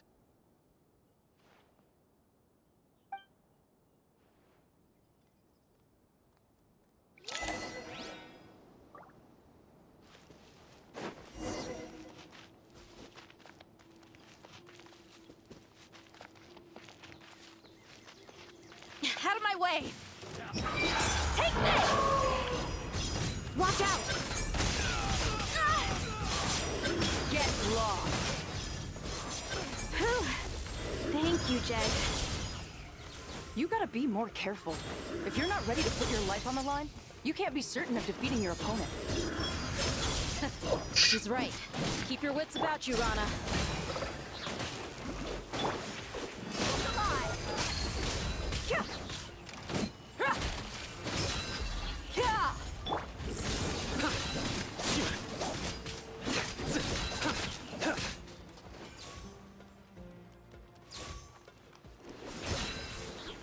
Nowhere to run! Buckle up! Hi! Surrender!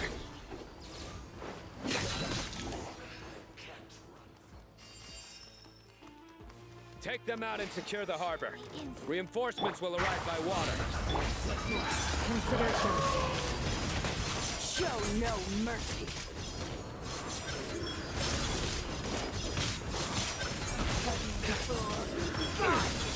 Come at me again.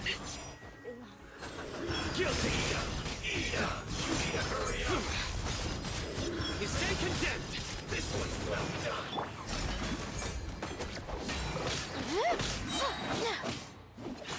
Futile! You need to hurry up! Roasted! Feel close!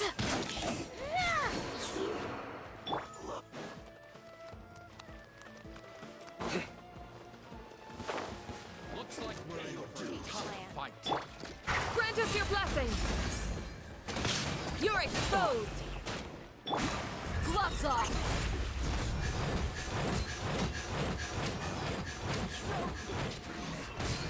Let's get it on! Huh. Hi. Too easy! Surrender!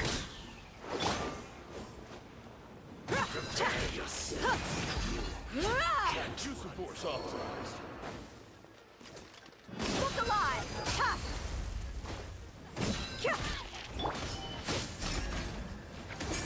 You're exposed! We shall prevail! Resistance is futile.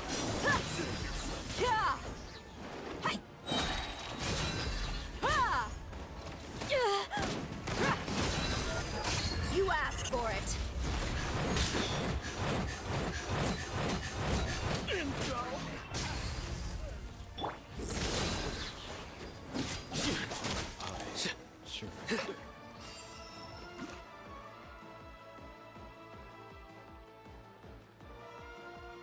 Waterway secured. Brothers!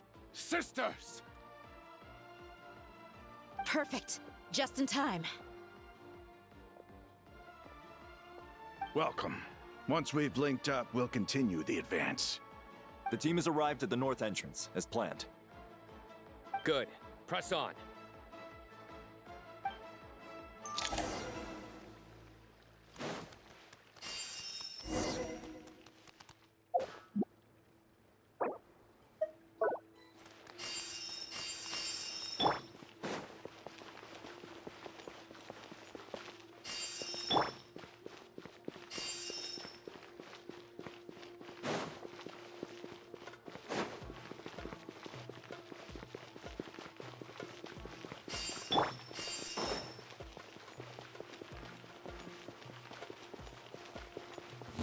There, we got ourselves a straggler. Let's get it on! Your sins weigh upon your soul.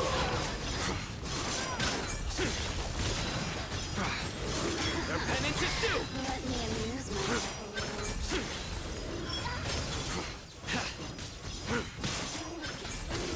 Guilty. Your penance is due. That's alive! Big one. Yield. Nowhere to run. Hey, that was a cheat.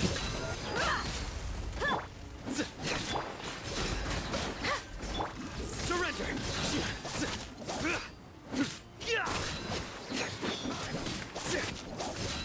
Did it take too long?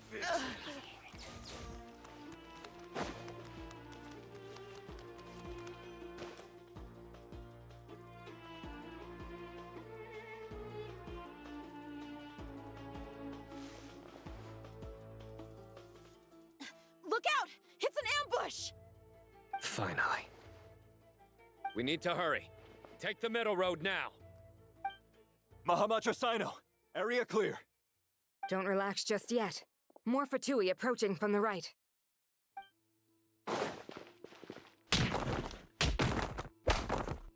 Nice. Irmunsul cannot track our movements. If necessary, we could split up. Don't worry. We'll wipe them all out. As you can see, our people came raring to go. Good, good. How are things with the Traveler? Can Tainari keep him safe? Don't underestimate Tainari just because he's a forest watcher. He can handle it. All right. You know that's not what I meant.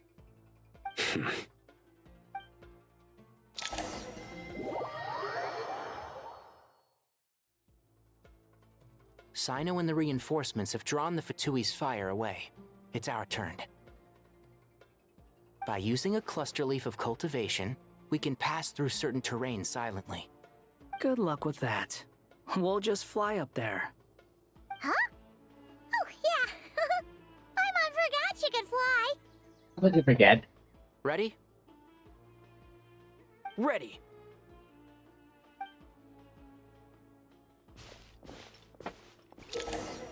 You will sometimes come across cluster leaves of cultivation Sumeru. You will scout for. Yeah, I remember these. One with the forest.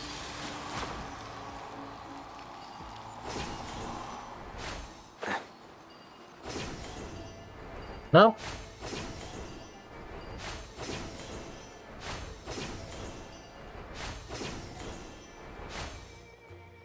And shroud.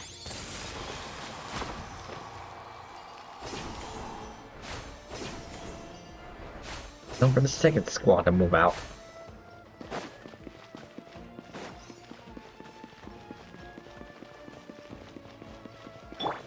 Squall and Fury.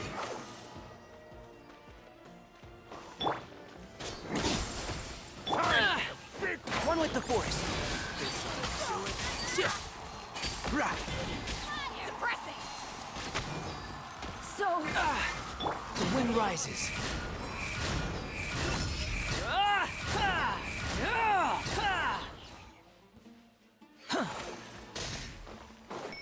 One further up.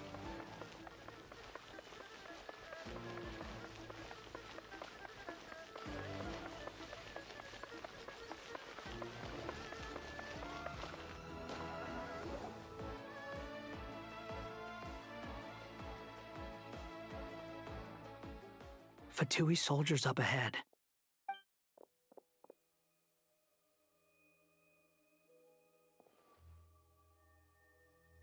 Careful. Prepare for battle. Hey! There's people over there.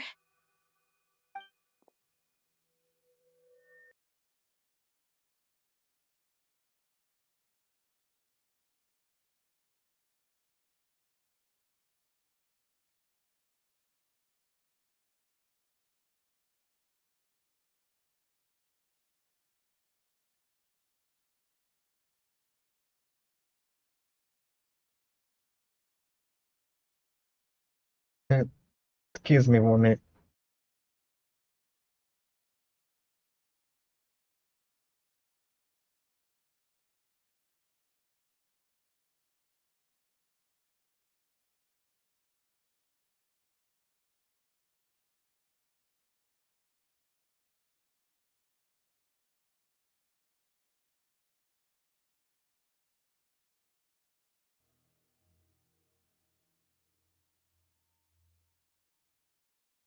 You have some nerve showing your faces here in the center of Sumeru City.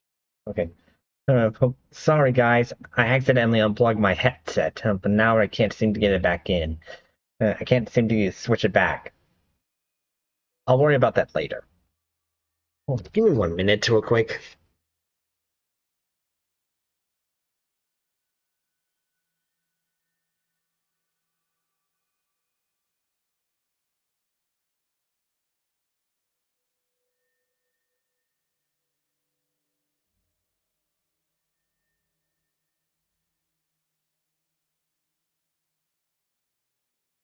Right.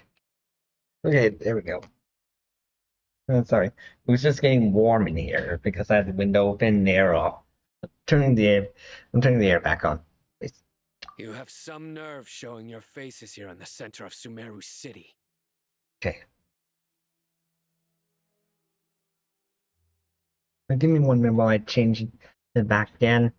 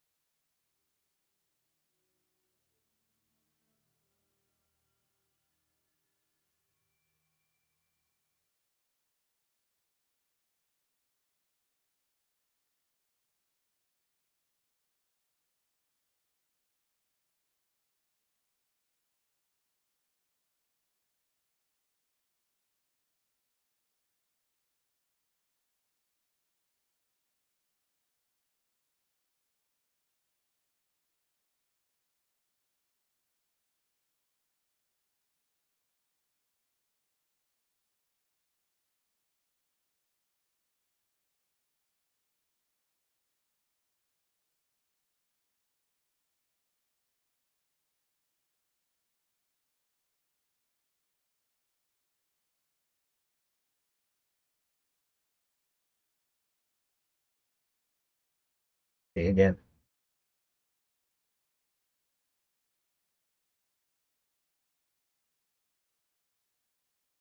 Hang on.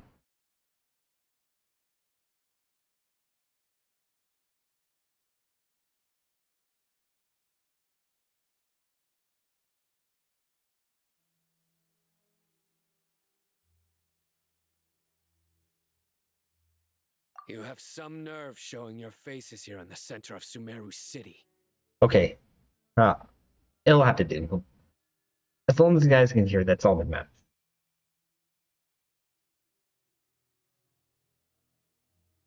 You have some nerve showing your faces here in the center of Sumeru City. Trying to make sure I hear it on Twitch too. You have some nerve showing your faces here in the center of Sumeru City. Faces here in the center of Sumeru City. Alright. Okay. It'll do.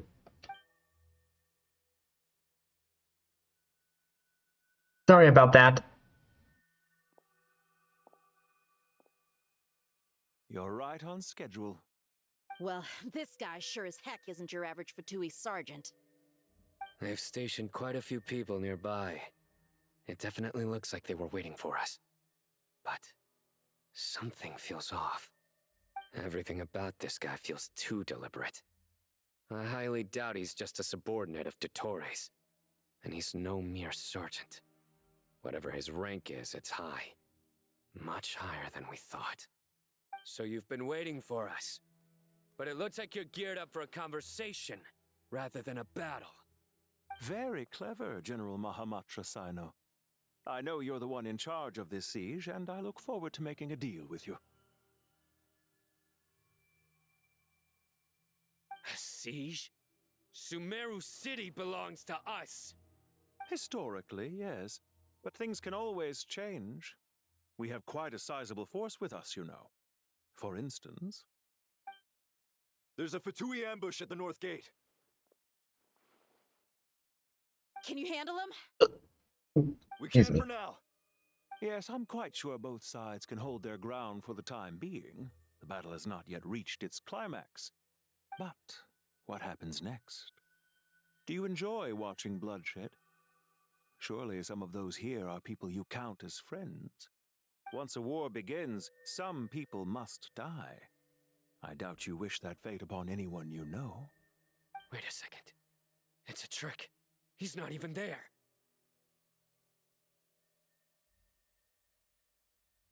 Silence! He disappeared. What was that? A ghost? Curses! He was never there to begin with. That was just a shadow projected there to lure us in. Enough talk! Attack! I apologize for being unable to accompany you at this crucial moment, but I am compelled to leave for reasons beyond my control. Please excuse me. Sumeru's General Mahamatra is quite ruthless. It's a good thing I wasn't there in person. Your illusion held them up for a time just fine. But now that they have seen through it, they will realize you were just a decoy. Decoy or not, what matters now is that they will be heading your way imminently. Not imminently. They are already here.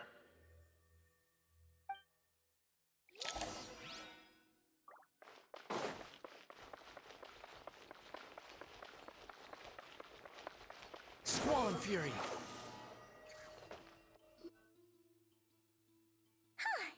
We made it! This is far enough. Tainari, you go help Sino. Don't worry about us. We'll manage from here. Are you sure you don't need me to stand guard? No need.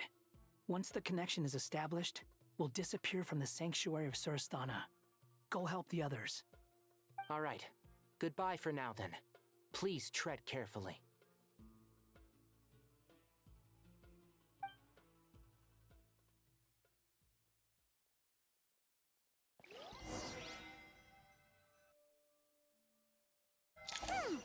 Now where's the interface Nahida mentioned? Come on, where's it hiding? Found it. It's over here. We can connect to the inside of Irmunsul through the Sanctuary of Surasthana's built-in security system. You should be pretty familiar with the process. Is it the same route as last time? For the most part, we don't need to adjust any of the parameters. Then I should be fine. And Paimon? Once you're both ready, we'll set off. Wait! The stakes are way higher this time, right? Maybe Paimon should stay outside and help the others. Then, you can focus on the fight without having to worry about Paimon. Huh? Why are you staring at me like that? It's nothing. I just suddenly realized how much you've grown. Hey, you've grown quite a lot yourself. Don't you two start getting into it again. Well, anyway, Paimon thinks she's pretty knowledgeable. Who's the best guide in Tavatigan? And don't forget, Paimon's a college student now. If we say Alhatham's not a weirdo, it's hard to explain how he came up with the idea of you applying to the academia. But for all that he counts, you're doing surprisingly well in your studies. Just goes to show how important it is to have someone supporting you. And Paimon's not the only one. Let's not forget that you only became a student because of Nahida's personal recommendation. That's fair. I have learned a lot in Sumeru. Oh yeah. Did you ever come up with that ugly nickname you promised me? What? No way! We're friends now! Paimon gave up on giving you one ages ago. Anyway, isn't Hat Guy enough of a nickname for you? Fine. Suit yourself. We need to go. Paimon, if you're staying, look after yourself. Will do. Paimon's gonna link up with Tainari and Sino. You guys are the ones who need to be careful. We will be. Bye for now.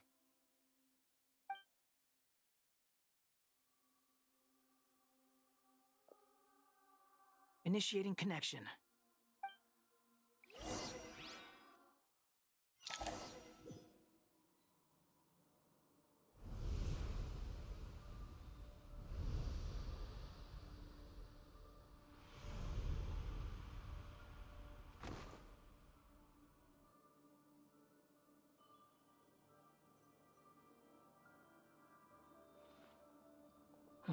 Well, here we are again. Come to think of it, I still don't even know where we're going. Thanks to our terminals, it should be impossible for Irmunsul to read. I can... Don't. Don't tell me. Only you need to know. That way, whatever happens to me next, it won't affect your progress. Listen to me. Your safety is just as important as mine. Don't even think about sacrificing yourself for the greater good. We came here together, and we're leaving together. All right, if you insist. I won't argue with you.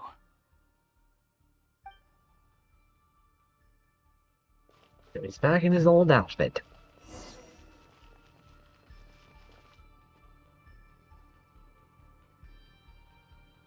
This place looks so different from how I remember.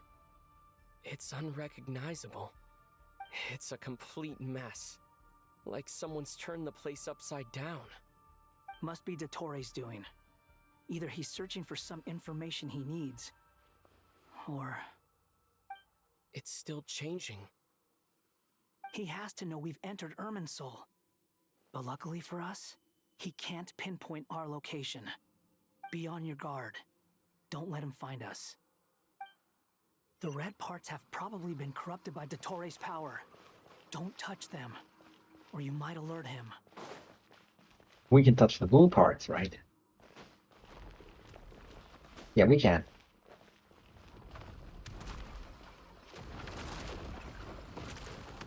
He's looking for us. Tread carefully. That wall could be a problem. Fortunately, it looks breakable. Give it a shot.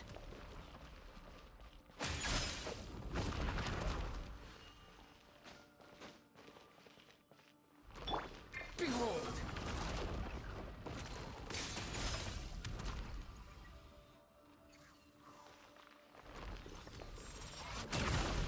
Oops.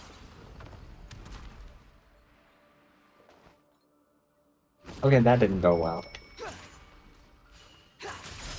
Wind rises.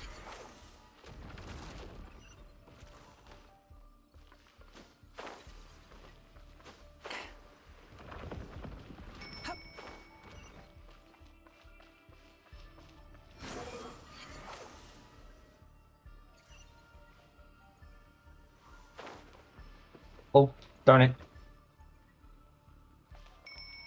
Squall and Fury.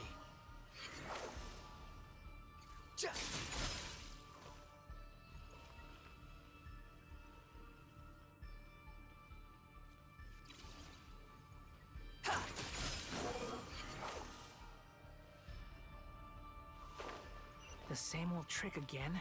Are you kidding me? Let's handle it just like we did before. This cheap trick isn't gonna stop us.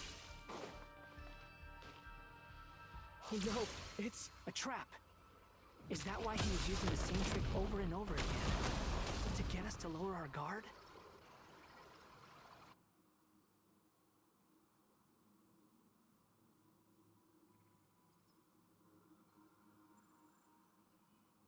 I'm trapped!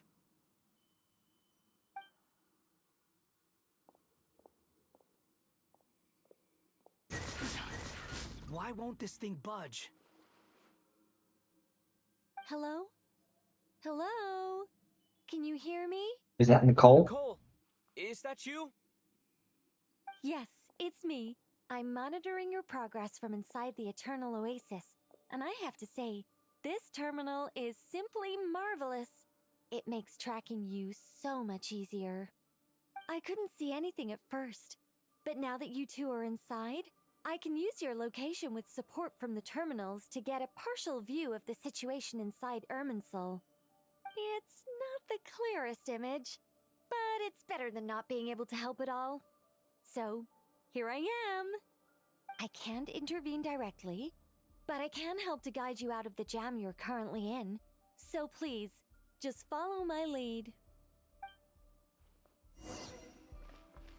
Dottore in his current form is a blight upon both Irmunsul and the ley lines. Pay attention to your surroundings. There must be sources of his contamination nearby. The corrupted information is his means of manipulating the environment. Is that one of them? Precisely. Good work. But we're not done yet. Stay close, and let's see if we can find any others like it nearby. Ouch.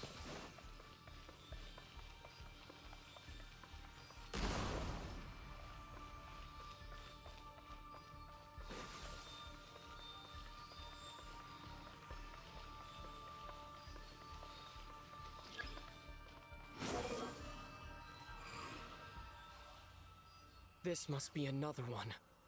Agreed. Now... Wait, watch out! It's Dottore. I think he's found us. The seal is broken. Quick, get out of there! And where exactly do you think you can run to? Uh-oh. What is that? Pursuers. That's gotta be it. Run! Don't let that thing touch you. Dodge that attack.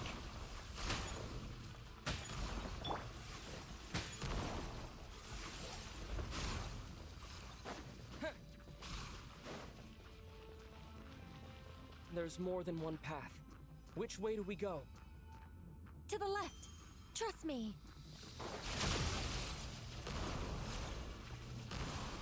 Fleeing like vermin. What a pathetic sight. Hey! Watch yourselves. Stay focused. There's a cliff ahead. Jump! More of those corruption sources. Destroy them as you did before, and open the exit as quickly as possible. They're relentless. Is he trying to wear us down? You'll just have to destroy these too.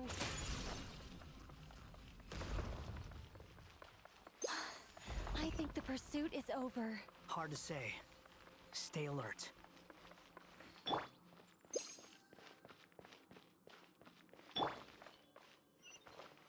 Behold!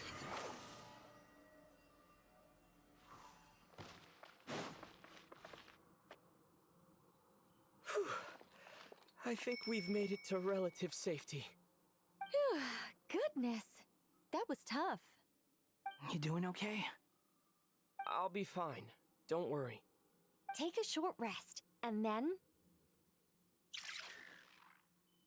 Nicole? Nicole! The connection's been cut. But that means... Look at you supporting one another. How very touching.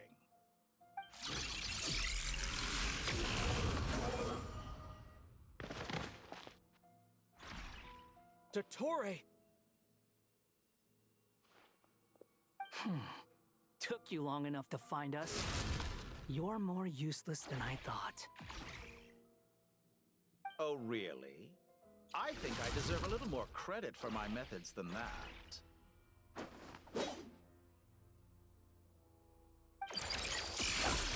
Rather than hunting you down, I chose to let you roam free.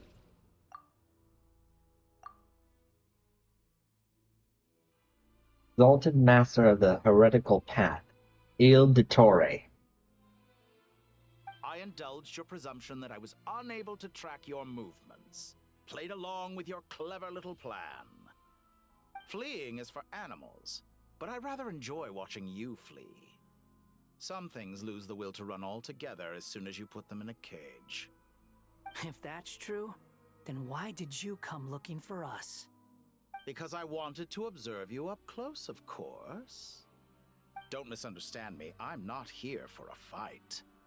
Is it so unusual that I wish to greet my old acquaintances in person? After all, it's been a while. Scaramouche. His real name. He remembers? No, that can't be it. It's impossible. Why are you so afraid? I have done nothing unprecedented in discovering the truth. Nor did I go to any great lengths to uncover your story. You made a bold series of moves in deciding to erase yourself. And with the power of this great chronicling device called Irmunsul, you were able to achieve something quite remarkable. Once most people form an opinion about someone, it tends to imprison their mind. Yet you managed to erase every trace of your existence. A novel take on death indeed. However, this meant that you stood out to me all the more when I saw you in Nodcry. I didn't even have to go looking for you. Just the sight of you was enough for me to intuit the truth. For someone in my position, connecting the dots was a trivial affair. It would have been more surprising if I hadn't managed to piece it together. You seem very pleased with yourself for figuring it out. I'm sure you'd even be more delighted to learn the full extent of your crimes. That would hardly be necessary. Besides, isn't there something that concerns you more right now? Something that fills you with dread? Let me put your mind at ease. I have no intention whatsoever of restoring any of the records you deleted. For one thing, it would be exceptionally difficult. But more to the point, I doubt that the prospect of losing your current life is all that frightening to you. Because in your case, the cruelest twist of fate is that you'll never again have the chance to make up for any of your mistakes. Isn't it? Dottore? Shut up. He's changed. All here shall bend to my will. Blazing light! Squall and fury! How do you like that? How do you like that? Out.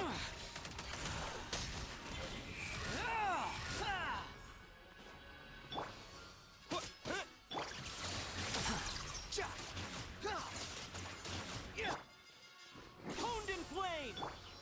I'm afraid you'll need to do better than that to take me down. I expected you to have grown stronger. Ah, how foolish of me. I forgot that you lack any means to increase your power. You will pay for everything you've done! Oh, will I now?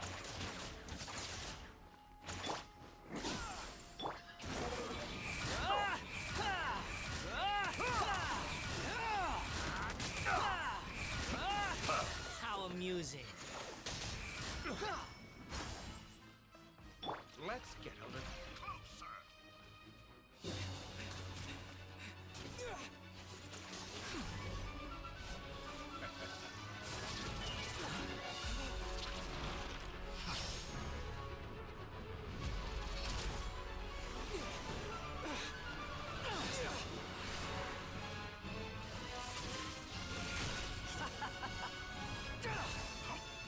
Does the prospect of death amuse you? I could ask you the same question! I'll distract Dottore. You focus on the mission. Got it!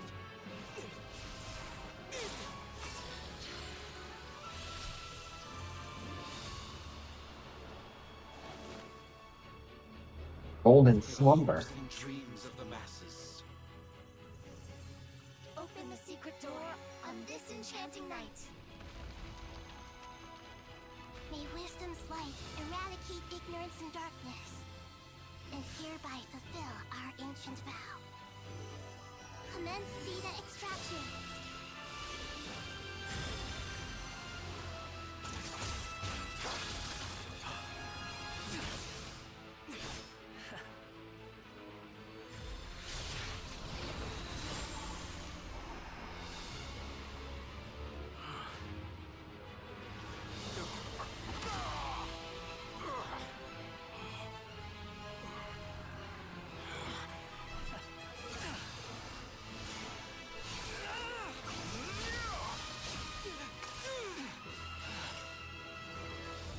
Cling to outdated ideals and stand in the way of progress. You will pay for interfering with the grandest experiment of all time.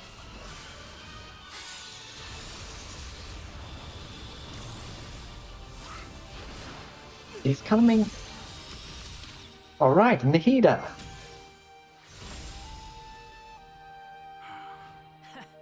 Good timing.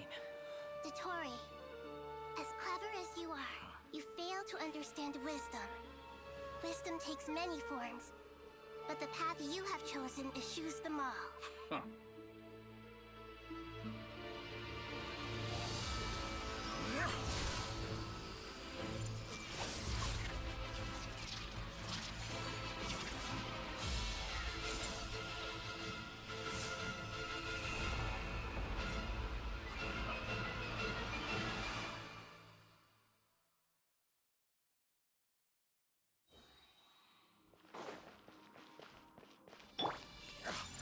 Round two.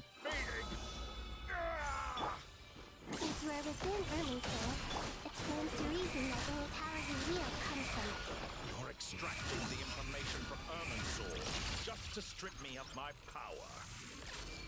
I will find his weakness.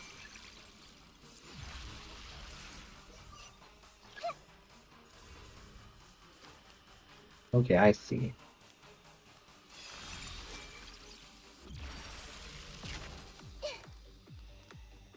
I see now. I see everything.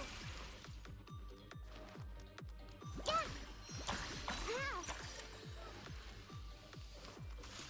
I admire your attempt to introduce a new barrier, but it's nowhere near enough. Petty trick.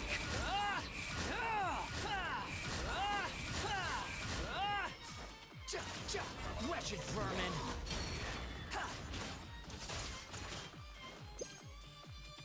Behold!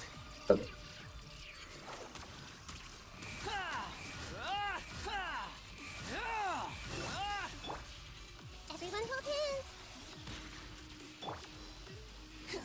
Burn all before Blazing you. light! You're dead! That's far enough!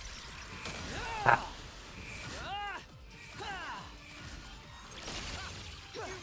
They're so close. Just hold on a little longer. I'll hold him up. Traveler, Hat Guy, the rest is up to you. We certainly have a knack for surprising each other, don't we? I'm just getting started.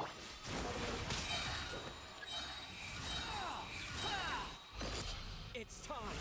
Say your prayers! Stay on your defensive and watch your back.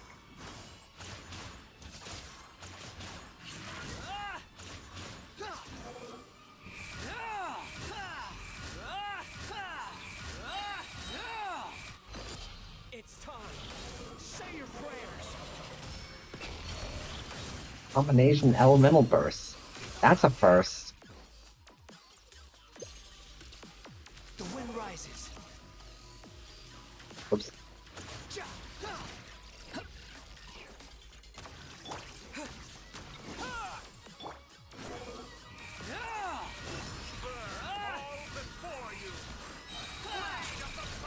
That's far enough. It's time. Say your prayers. Ah, dang it. Behold.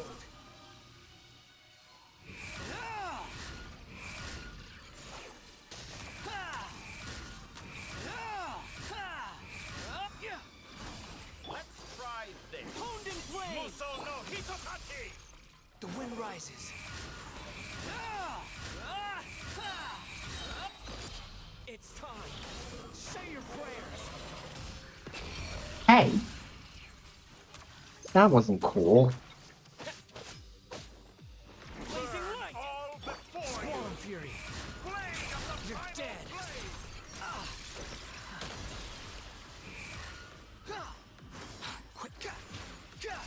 Oh, that was weird. It just curved around.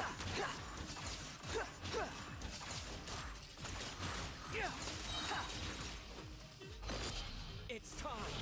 Say your prayers.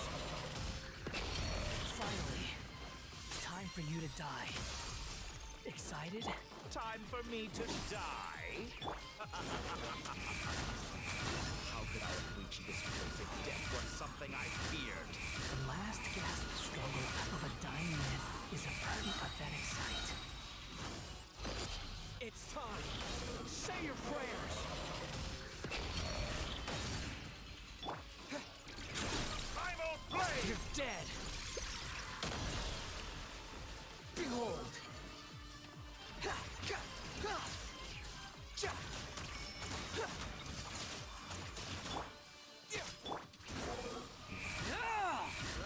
Almost there. And he's dead.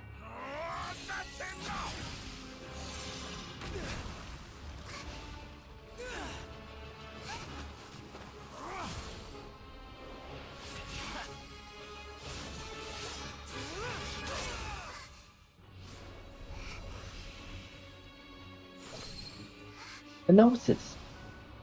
It's all yours. Do with it as you see fit.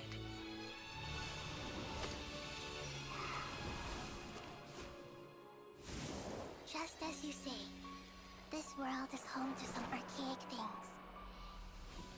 And as you suppose, you are a formidable opponent. You have long coveted the secrets of wisdom. So now, I will demonstrate true wisdom in action. I invoke my supreme authority as the keeper of Irmunsul. Commend me or condemn me. But give your verdict now!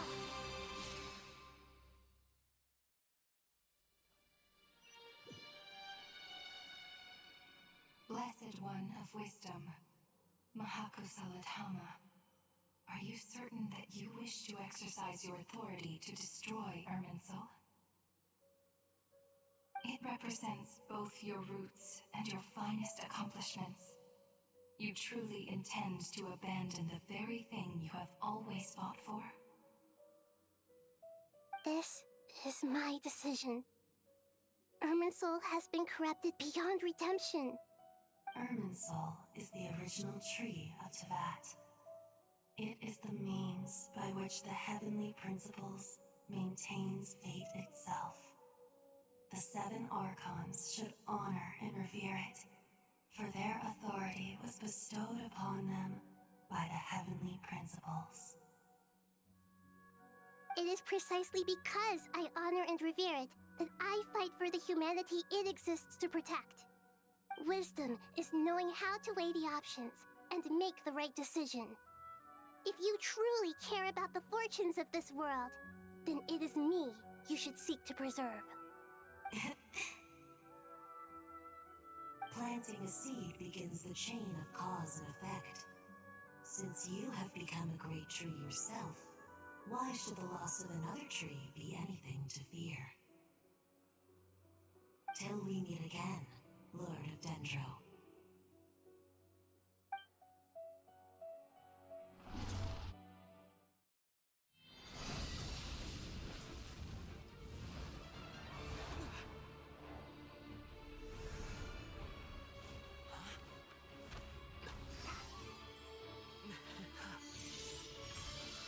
The first flame.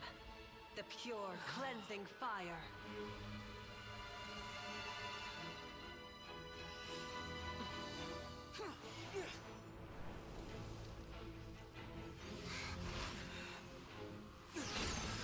Uh-oh. Jor's not giving up.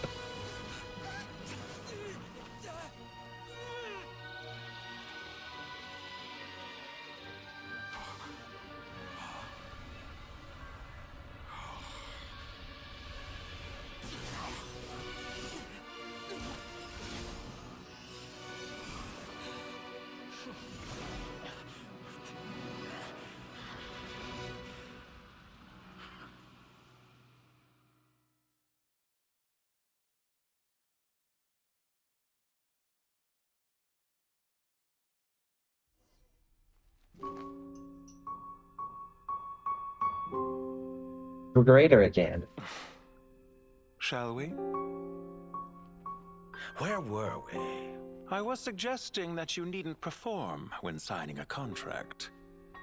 You're only sitting here because your bank demanded an evaluation of the trustee. So you told a story about a young scholar from a merchant family in Sumeru? I told a compelling tale, didn't I? The post-expulsion story is far more captivating. The human experiments or the elixir of immortality? The part where you die. Ah, yes. My favorite part. The 35-year-old Segment thought of himself as Dottore, reserving the name Zondique for the original specimen. Of all the segments, he was the most selfish. After his expulsion, Dottore searched for a new direction. He joined the Fatui, studied Elazar in great depth, secured resources. He was rather fortunate in his career. Zondique turned to Conrian technology and successfully created his segments. But this was not immortality. Even with backup segments, his body would still age. Still, thanks to Snezhnaya, Zandik found the ideal base for his experiments. Then a perfect partnership materialized at a crucial moment. The year that both parties realized they needed more time. Fortunately, Zandik succeeded. In a miraculous turn of events, he gained the extra time he needed. I seem to recall it differently. All right, it's true. No matter how much elixir he took, Zandik remained human and continued to age. Then, on the morning he turned 85... Help me up. Call for help. Surely he would be rescued, Zandik thought. But to his surprise, no one helped him. Zandik was too selfish for that. Don't forget, you're one of us. Yes, and we're all waiting. Waiting for me to die. Pantalone arrived for a meeting and happened to witness what followed. He found it unsettling. I never said that. But the Zandiks were unfazed. It was a rare opportunity for self-dissection.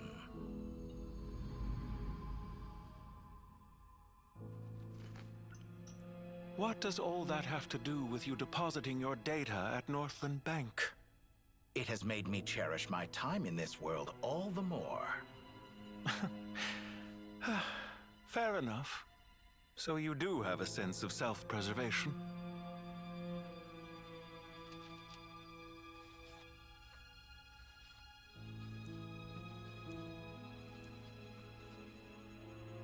What do you mean? You're hardly normal, and you don't cherish life. You just don't want to admit defeat in the limited time you have. Even so, don't I deserve an interesting ending? I'm counting on it.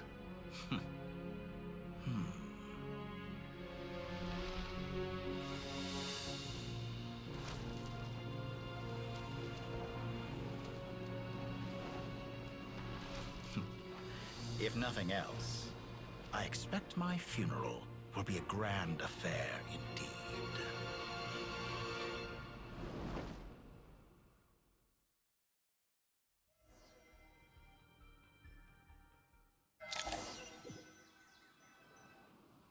What a magnificent fire. In Snezhnaya, we light fires to ward off the cold. Fire, it seems, is antithetical to ideas such as cold, frozen, and unchanging. Perhaps it has always been that way. From the beginning, fire has been used to drive away wild beasts and warm the body and mind. You could say it's a form of treatment. One that cures the human heart of mortal fear. Mortal fear? Something you haven't been acquainted with in a long time, by the sounds of it. Whereas you, I'm sure, must know the feeling quite well indeed.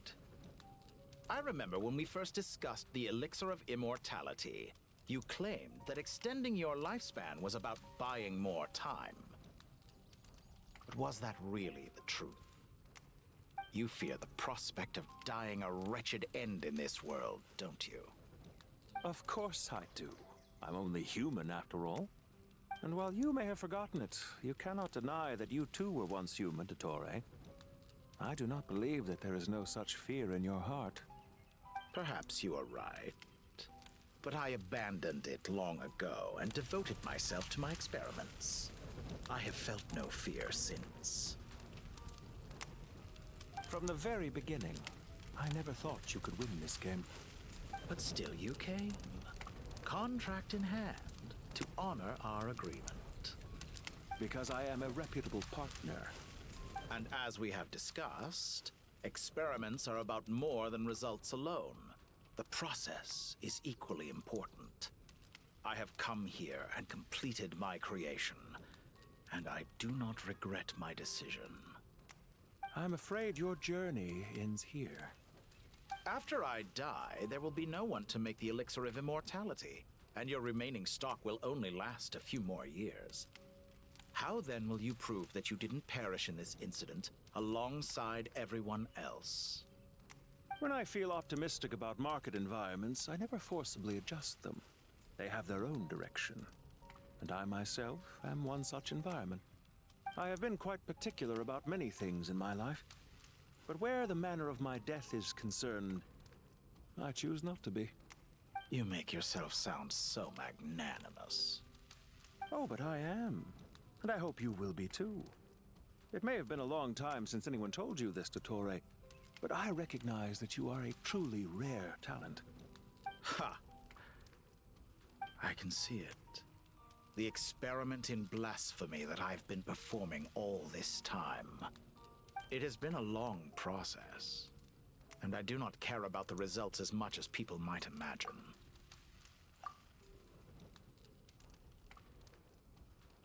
If the very goal of your experiment was to explore infinite possibilities, then there was never any reason for it to end. Indeed. Yet now, the experiment has officially drawn to a close.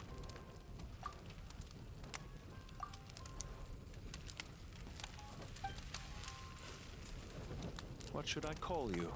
Zandik? Or do you prefer Dottore? Suit yourself. Goodbye, Feofan. This time, that's what it truly is. Feofan? And don't I know it? Goodbye, Zandik. That Regrator's real name? Feofan?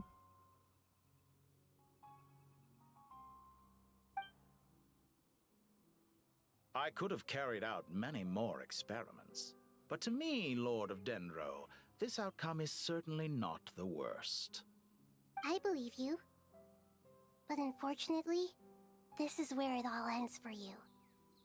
This experiment does not belong to you, nor do any of the results. Experiment.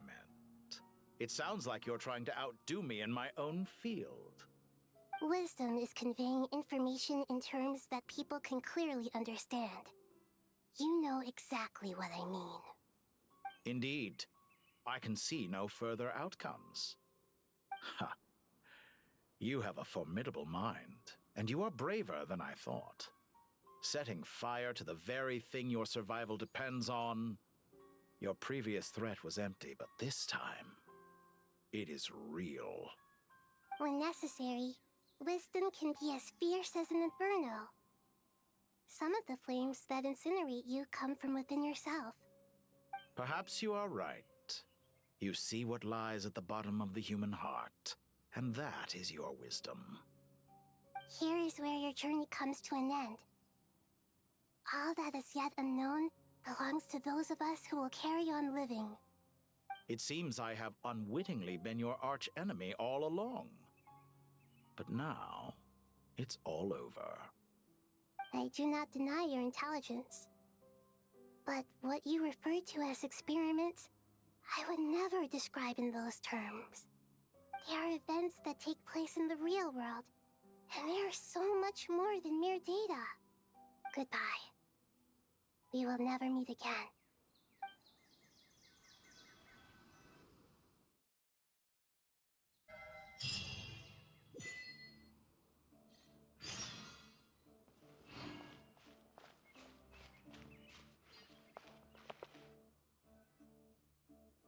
Well, that's the last of them.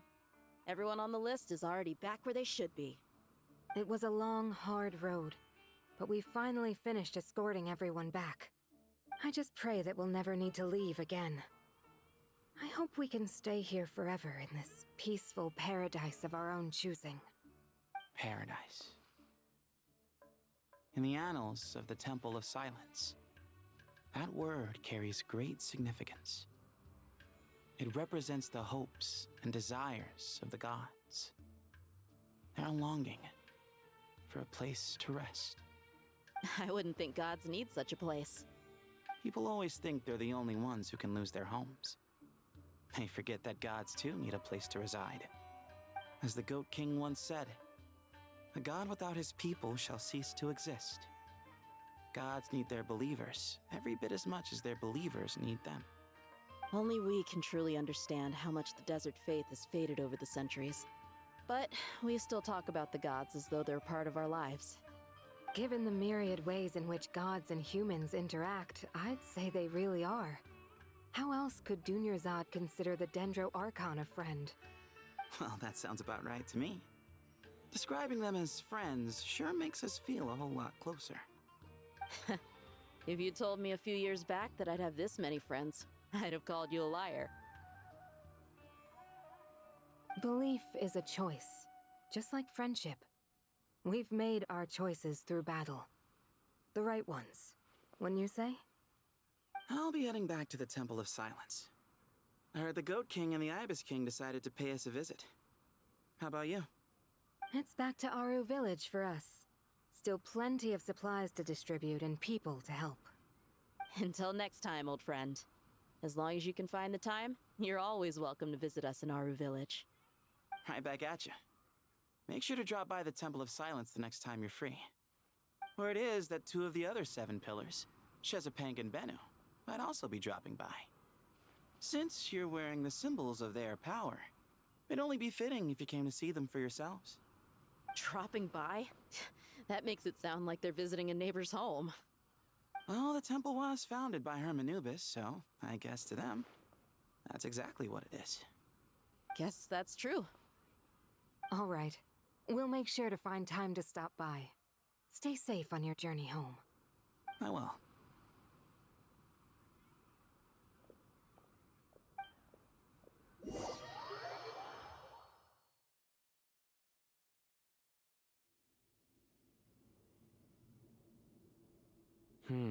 You do have a point. See? Retirement has always been a problem, especially for old-timers like us who've been locked away all these years. You finally step out into the light, and bam! You're face to face with a whole different world. Naturally. What do you think, Layla? Huh? Why would you think to ask me? How could I possibly be qualified to decide where the servants of King Deshret should live? Sorry if my question was unclear. Do you think their statues will stand out too much if we place them here? Hey, I never agreed to this. How could we possibly allow our statues to be left in Hermanubis' home?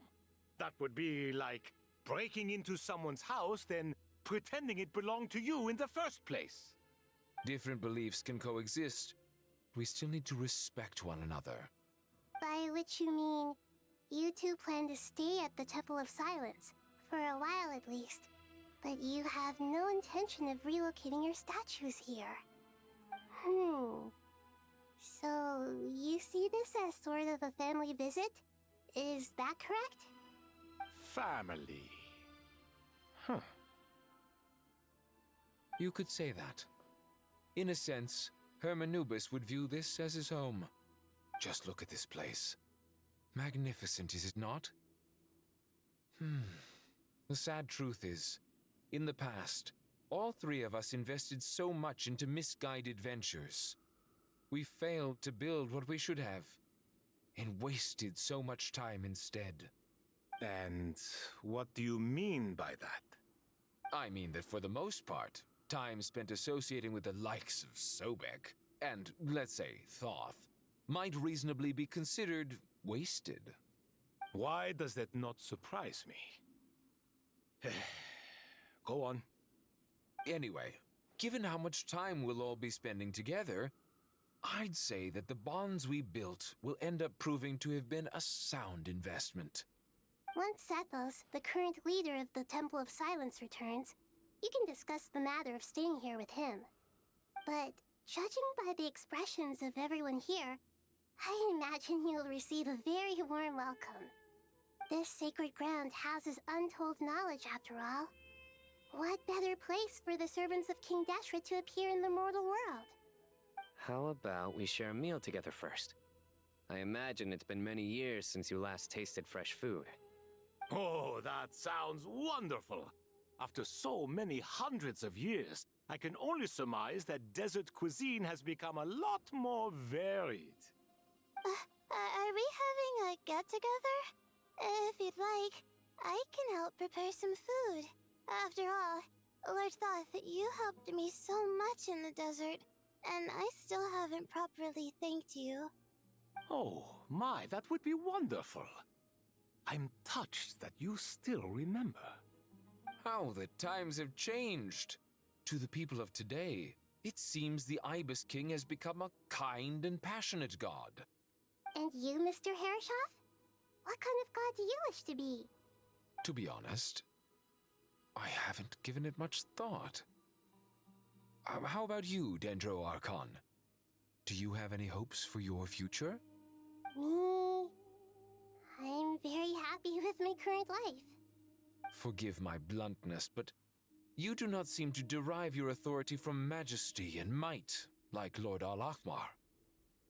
Clearly your approach has its advantages, but also its dangers, don't you think? I do, but projecting a majestic front doesn't really suit me. Besides, my relationship with others isn't simply one of a god and her people. Not putting on airs might earn you more adoration. Exactly. Oh. I really like parties where everyone brings their own food, and we all come together to share. You should Okay. join us. I'm sure you'll find it fun. Okay, I don't know what happened. The volume just cut out. Hang on. Exactly. Besides, I really like parties where everyone brings their own food, and we all come together to share. You should join us. I'm sure you'll find it fun. I'm gonna have to pay attention to that. Last time when we got together for a picnic near the Avidia Forest, it was quite the occasion. Seeing as you're already here, how about we hold the next one in the desert? Can we do that? Wouldn't Tainari have to transport a ton of drinking water? Don't worry, I can help out. Layla, would you like to join us next time? Me? Sure. The more the merrier. That way we... Don't take this the wrong way. I just think you should know. When it comes to passing the time, chess is more our thing. In that case, Dendro Archon, what do you say? If I were to compete against you, I can't say with certainty I'd win, but I certainly wouldn't mind giving it a shot. Where's Sobek? I'm sure he'd be good for a few rounds. Cards, cards, cards! I'll always prefer chess. I wonder what variant of chess we're talking here. Mr. Thoth, is there some sort of astrological significance to this game? Oh, I'm glad you brought that up. As long as the leader of the Temple of Silence agrees, we can search Hermanubis' place for books to teach you how to play.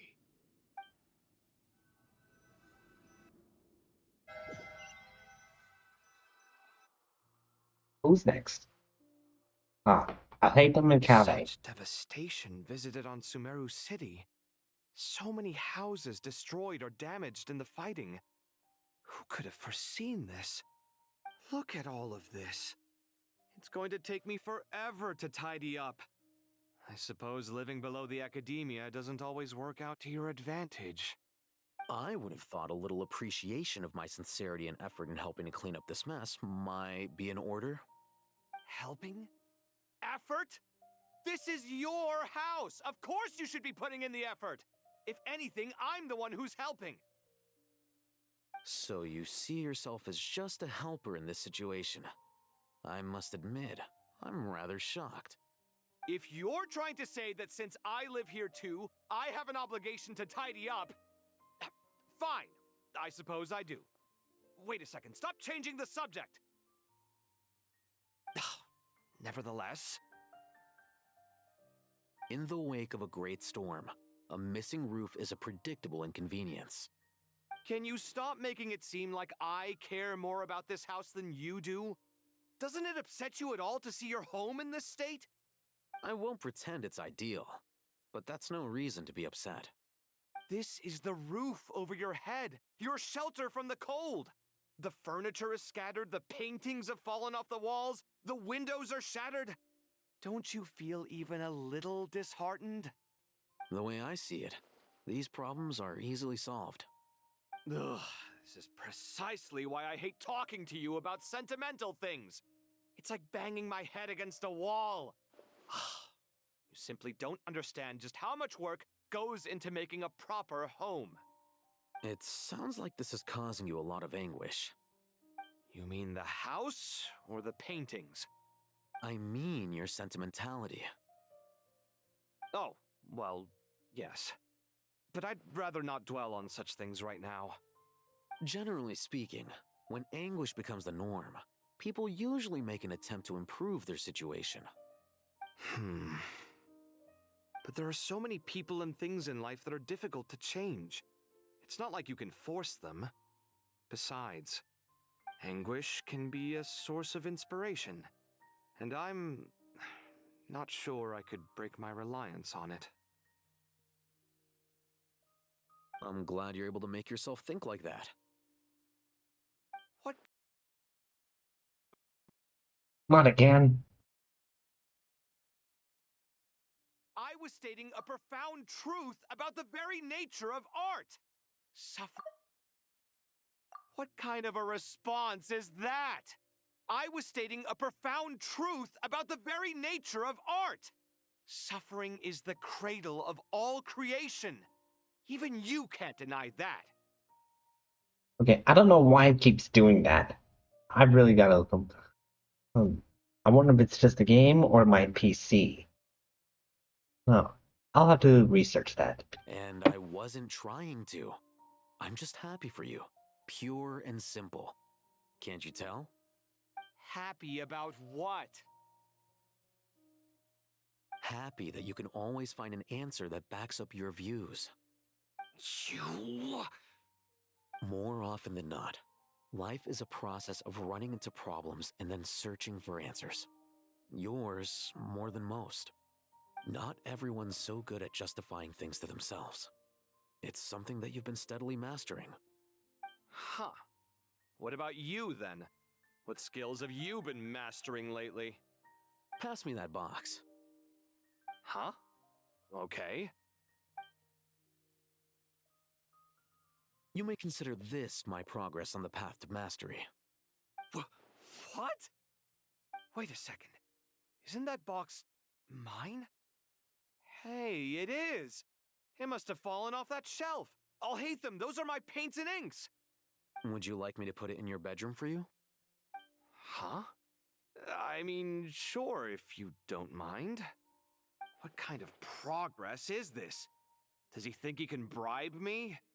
Not that giving me back my own things is much of a bribe. These books on the floor, they're a complete mess. And this one, didn't he say it was an out-of-print collectible? It's completely covered in dust, and some of its pages have even fallen out. Ugh, guess I should help him repair it. This one too. And this one.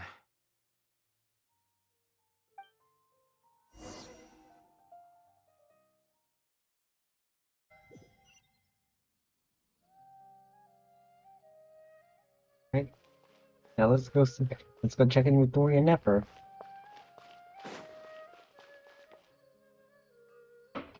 Local sumter beasts, imported goods, such a bright future ahead. I can picture the Mora just rolling in.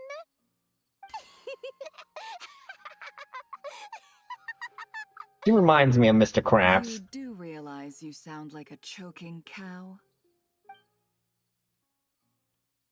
It's called being imposing. Can't you feel it? Are you not intimidated? Oh, I'm positively shaking in my sandals. What commands do you have for me, oh mighty Lord Sangamabe? You've got a lot of nerve, Nefer. You went and told Candace and the others everything, didn't you? Seriously, do you have any idea how differently they see me now? Surely that's a good thing. I presume they're more disposed to actually like you now, maybe even view you as a friend. You traded my secret for sympathy! Thanks to you, I've lost every last shred of my mercantile majesty. How am I supposed to make anyone think I'm a big, scary investor now? The dark days of Lord Sangama Bay are behind you. Why not take this chance to make a few honest friends? Speaking of friends, since when did the notorious Lady Nefer gain such an admiration for holier-than-thou types? A moon chanter here, an angel there? Who'd have thought it? A coming together of fates, nothing more. No need to throw around accusations of admiration. Forget it. You're right about one thing at least. Making friends is never a bad thing for a merchant. Still, I really took a loss this time. You really care about money more than friends. What are you looking at? Crybaby. I'm trying to see if you're really crying or if those are just crocodile tears. A little birdie told me that when Lord Sangama Bay makes money, the tears flow from the center of her eyes. But when she loses it, they flow from the corners. Which is it this time? Ugh, you are so annoying. I'm not talking to you anymore. Nefer! Thank goodness you're here. I've been looking everywhere for you. Huh? Well.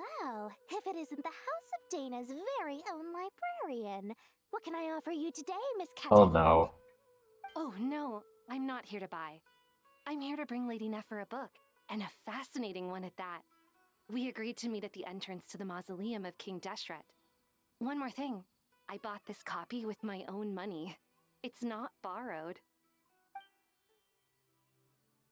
Reasoning knows not time of day, but suspense always follows a blizzard. That's quite the mouthful. Huh? Isn't that the one that... It was all the rage for a while. People throughout the city were clamoring to get their hands on a copy. The names inside were all circled. Everyone thought it was a riddle. Don't bring up that book in my presence. I don't even want to hear its name. That thing was nothing but a scam. Surprisingly enough, I've actually heard of this book, though it doesn't seem of much consequence. So, what truth lies behind it? You're from the Vahumana and you're asking me what the truth is? I'd say the actual truth was about the least important part of the whole episode. I brought you this book because it probably has the most interesting backstory of any in the House of Dana's collection, at least in recent years. As for its quality, well, you can judge that for yourself. Don't tell me it's actually any good. You may not know this, Lord Sangama Bay, but Lady Nefer has a fondness for books with... how should I put this? Mixed reviews? No eye for good literature, huh? Perhaps she feels that bad books hide interesting secrets? But I shouldn't put words in her mouth. It's probably fair to say she prefers the conversations that books can spark over the substance of the books themselves.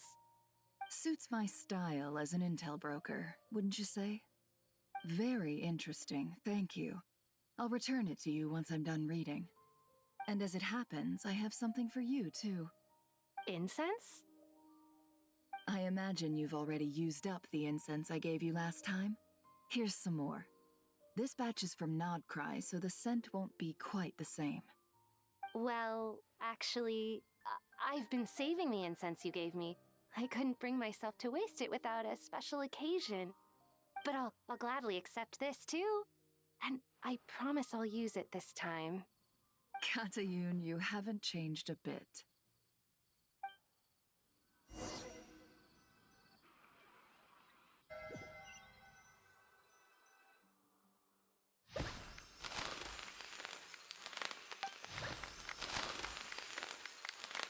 Congratulations, Kale. Well done, Kale. After studying for so long, you've finally become a full-fledged ranger. Sure hasn't been easy for you, huh? This really is fantastic news. All grown up.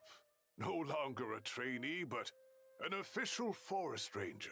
Oh, The next step is to secure tenure in the academia.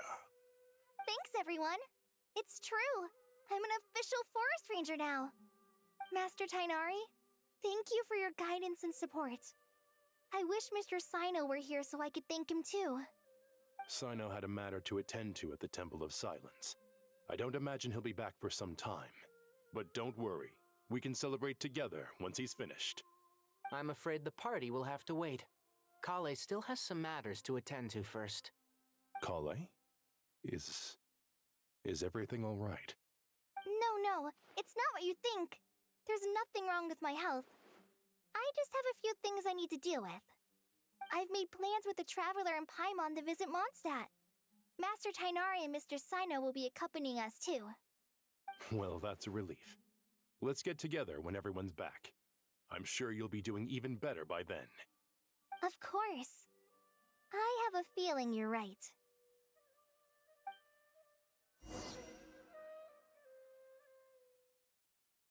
The next people are... A few days later. Phew! After all that catching up on sleep and food, Paimon's feeling full of vim and vigor again. For someone who spends so much time resting, your recovery routine is surprisingly simple. Hey! Paimon's been working her butt off too, you know. She flew all over the city helping everyone out. Don't worry, I saw how hard you worked. Alright, we all know you're the most hardworking person in Tavad. As long as you're rested and full, that's what really matters. Paimon's been looking around the place, and it seems like the city's already on the mend. But Paimon's been wondering how Nahida's doing. We should check in on her. Good idea. But first... Ad Astra. Thank you for complete. Ad Astra.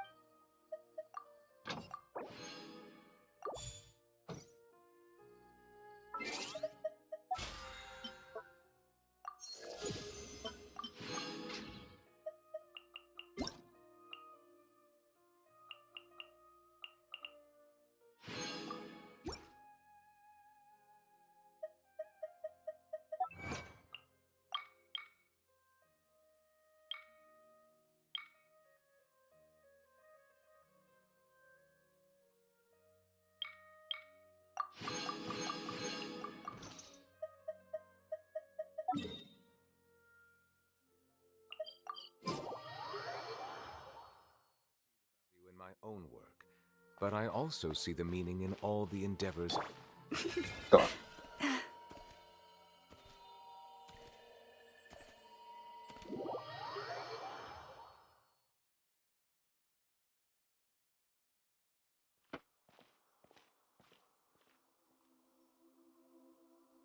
Hey, Nahida! And Hat Guy's here too! Traveler, Paimon! What's going on here? Nothing much. Nahida was just expressing concern for my physical and mental well-being. Oh, the Traveler told Paimon all about that. We've both been very worried about you. Are you feeling alright? You make it sound like I'm on the brink of some kind of breakdown. Truth is, I'm doing much better than you might imagine. If we can just get to the bottom of Dottore's intentions, we can minimize his negative influence.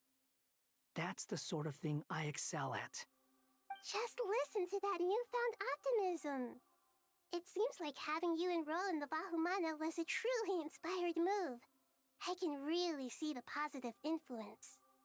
Observe, a classic Sumeru specialty. Chalking everything up to education and learning. To be honest, even I can sense the change in you. Everything Dottore said to you was a way to manipulate your mind. Fortunately, you're no longer under his sway. Can someone as old as me really continue to grow? If it helps, just think of yourself as a late bloomer. It's all a matter of phrasing, and it comes down to what standards you measure yourself by. For a puppet, developing at such an age is perfectly normal. But if you choose to call yourself a late bloomer, It sounds more like you consider yourself human.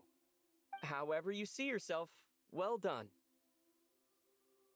Alright, I see what you mean. Anyway, what's your next step? What else can I do but complete my current courses? Everything else can wait. Anyway, that's enough chit-chat. There are still things in the city I need to help out with. I'll be heading there now.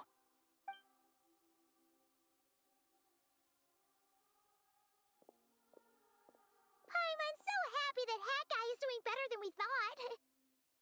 But what about you, Nahida? How are you holding up? The pyronosis burned down the corrupted Irmunsul. The flames blazed for 7 days and 7 nights before they finally subsided. All that was left were the parts underground. Now, Aru shoulders the responsibilities that once belonged to Irmunsul. The situation was contained before it got out of hand, so Tevat's most vital information has largely been preserved. Irmunsul has a strong influence over you, doesn't it? How will you cope now that it's gone? There is no need to worry. Thanks to Nicole's extraordinary talents, my connection to Irmunsul has been severed and transposed onto Aru. Angels can do things like that? They can. Such abilities are precisely what makes them so powerful. The goddess of flowers, Nabu Malikata, once claimed that she too could perform feats beyond the reach of mere mortals. In my eyes, much of what she went on to achieve reached such transcendent levels. Her and Nicole really are both fascinating and magnificent. So, does that mean your situation is stable now? Correct. Just imagine that Aru has become the new Irmunsul, and the essence of my existence has been bound to it. The wisdom of Sumeru has ultimately converged into a single, unified entity. Should we ascribe this all to fate, or is it merely fortune? Whatever it is, the important thing is that you're okay, Nahida. Dendro Archon, Lesser Lord Kusanali. Oh, thank goodness you're here. Greetings, Traveler in Paimon. Sir Nevis, do you have something urgent to say? Yes, there's something I need to report. We've received a message from Snezhnaya. Oh, Snezhnaya.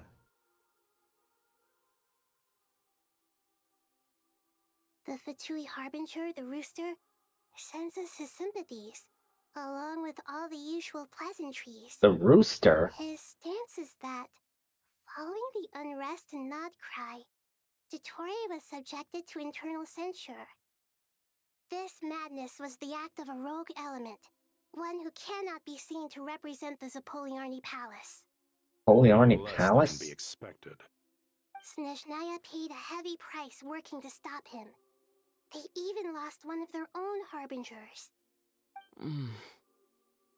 I don't like the sound of that. On to say that even so, Snezhnaya cannot claim to be blameless. Apparently, they will deal with Dottore's subordinates in accordance with Snezhnayan law, holding all those involved in his crimes accountable. Additionally, they are supplying relief funds and supplies, which are already en route. They hope this will aid in Sumeru's reconstruction. Sounds like he's got an answer for everything. True, but as diplomatic rhetoric goes, it's highly effective. Completely watertight, both in logic and sentiment. This disaster has had a profound impact on Sumeru.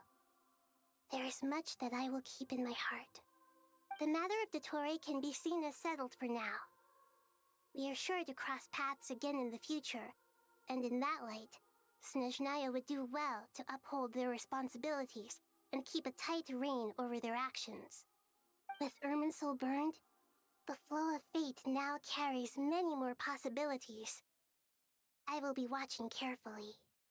Perhaps we can move on to a less serious matter? Dendro Archon, will you eat with us once this matter is dealt with? Everyone wishes to celebrate together. Your presence would be most welcome. Of course! Junior Zod, Sino, and Hypatia all told me the same thing. If there isn't enough room for everyone, we can arrange back-to-back feasts. What a wonderful idea. That just leaves the question of what we should eat. Not more tomatoes, surely. Yeah, I don't like tomatoes either. More? Dendro Archon, what do you mean by more tomatoes? Those good friends of yours are always talking about tomatoes. Sometimes when I'm walking through the city, I can even hear them arguing in the fields. Since you see them so often, you must hear about tomatoes even more than I do. Tomatoes. Tomatoes. The word has a certain magic to it. Like the autumn fur of a sumpter beast swirling in the wind, sometimes flying up my nose. Tomatoes. What can we make with tomatoes? Wait, why tomatoes? Take your time, there's no need to rush. The traveler, Paimon, and I still have somewhere we need to visit. You'll have plenty of time to think it over before I return. Does this mean you're going to Natlan? Meeting them there in person. It will require a long journey. I know. But this is necessary. I must go myself. Traveler, Paimon, we'll set off as soon as you're ready. Is that all right? Sure. We'll be ready whenever you are. You'll hear no objections from Paimon. We should grab some snacks along the way, though. It'll be just like going on a long holiday. Wonderful. I'm looking forward to this so much.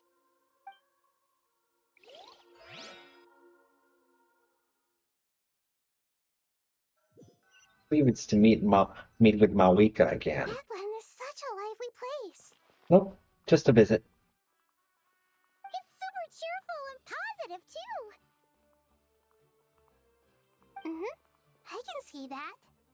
There are people outside exercising at all hours. Such a healthy way of life. You came. Welcome, welcome. You must be hungry from your journey. Would you like something to eat? Oh, thanks, but no thanks. We've been eating the whole way here. We had a mushroom platter, Sab's meat stew, butter braised chicken, Hadasara pudding. Paimon's positively stuffed. All right. No need for all that detail. I'm starting to get hungry myself. Maybe later then. We can wait till everyone's got an appetite. Then I'll head out for a meal together. Sounds like a plan. Let's find somewhere to sit down.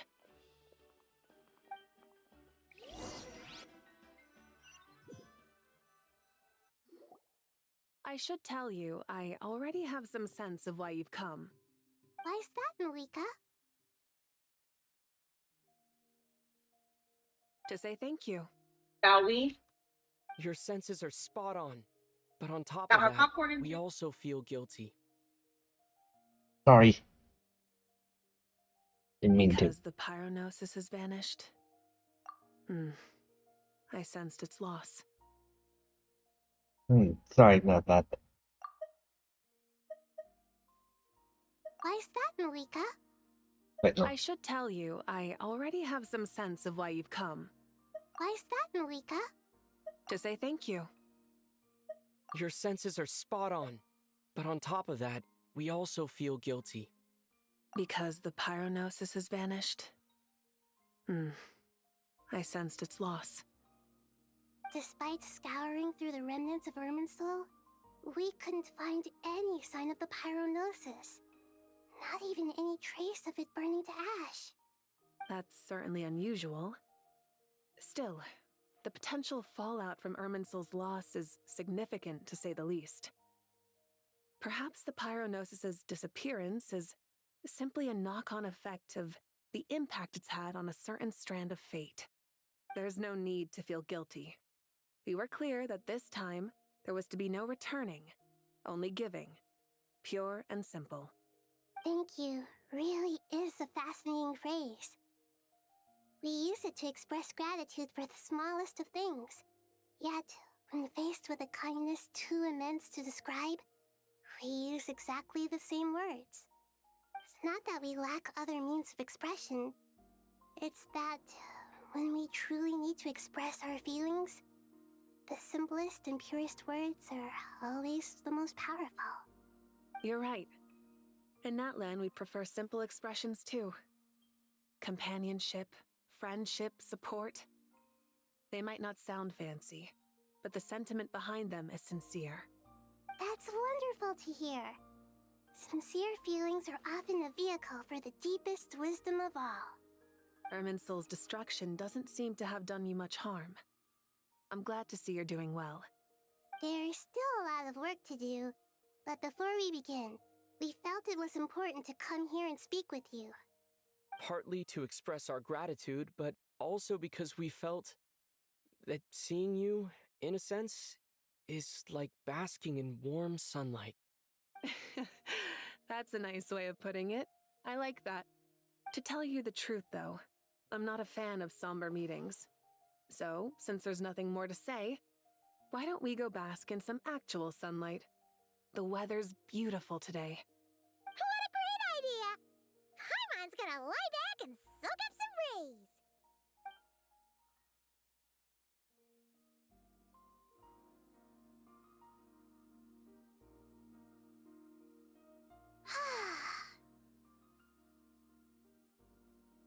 In that case, I think I'll lie down for a bit too before we head to our next stop.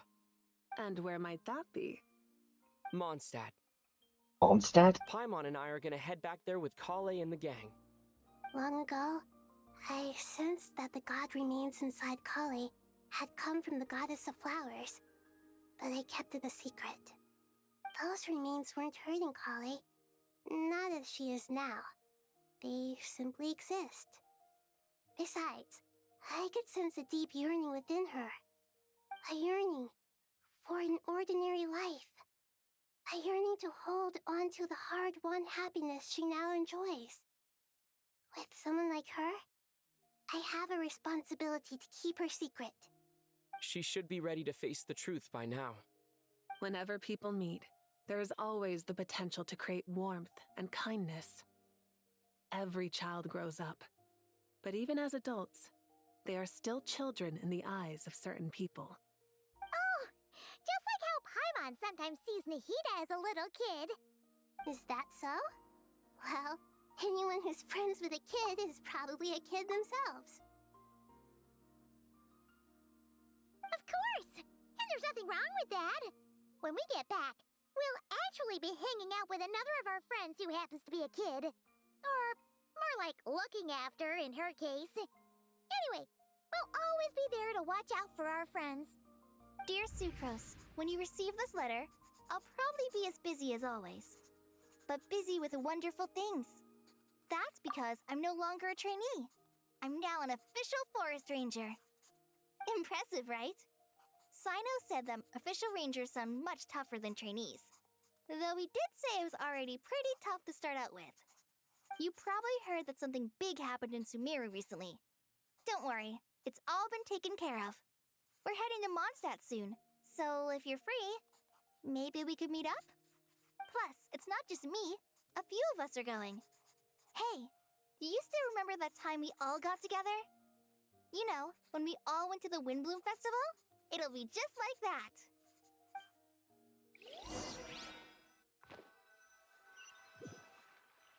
Time for our final stop. 2 days later, by the gates of Mondstadt. Is that... Don't you say it! Is that the great Vayuviastra? Behold, the great Vayuviastra, General Mahamatra. How times have changed. I wasn't expecting you to beat me to the punchline. You've changed. Man. You've really upped the aggression in your battle against Sino's jokes. Kale, how did you know what I was going to say? For the love of... Oh, brother. Traveler! Paimon! You're right on time! I hope we haven't kept you waiting. Kale! Sucrose! It's been so long! How have you been? I've been well. Everything's going great. What about you? Are you still busy? Not at the moment. Oh, right. That juicer you gave us works amazing. Farzan loves it. Seriously? That's wonderful. I don't suppose you drew up a detailed test report. Oh, what fruits did you use? How was the texture of the final product? Sucrose, you might want to try asking your questions one at a time. Albedo! Paimon didn't see you there. It's been a while since all of us were together like this. How about we follow the same plan as last time? Good idea, my friend. You never disappoint. So, what are your identities this time? Don't remind him. First things first. Allow me to introduce our very own official Forest Ranger Kale. The rest of us are simply her humble travel companions. This sounds like one of those mushy stories that gets people hooked on some corny, heartwarming premise. Oh, is our story not heartwarming? If I recall correctly, there was even a scene like this in King of Invocations. Besides being heartwarming, our story's also about tough, impressive-sounding job titles. At least that's what I think.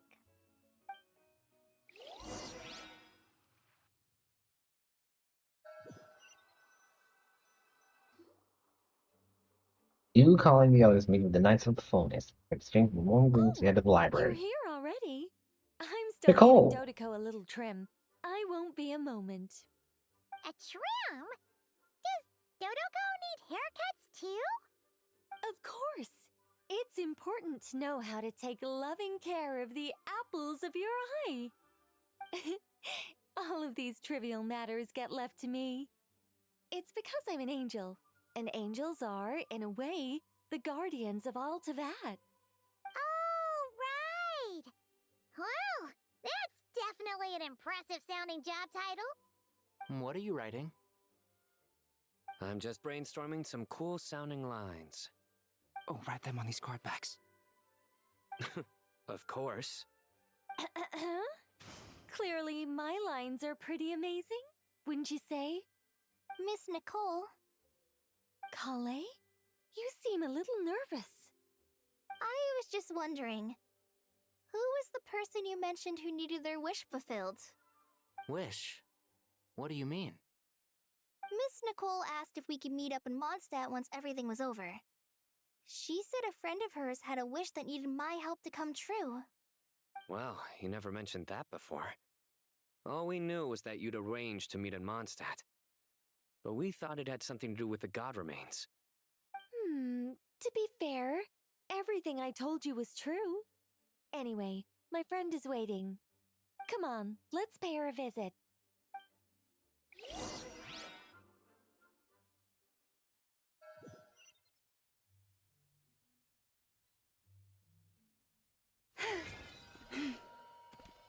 Is it Alice?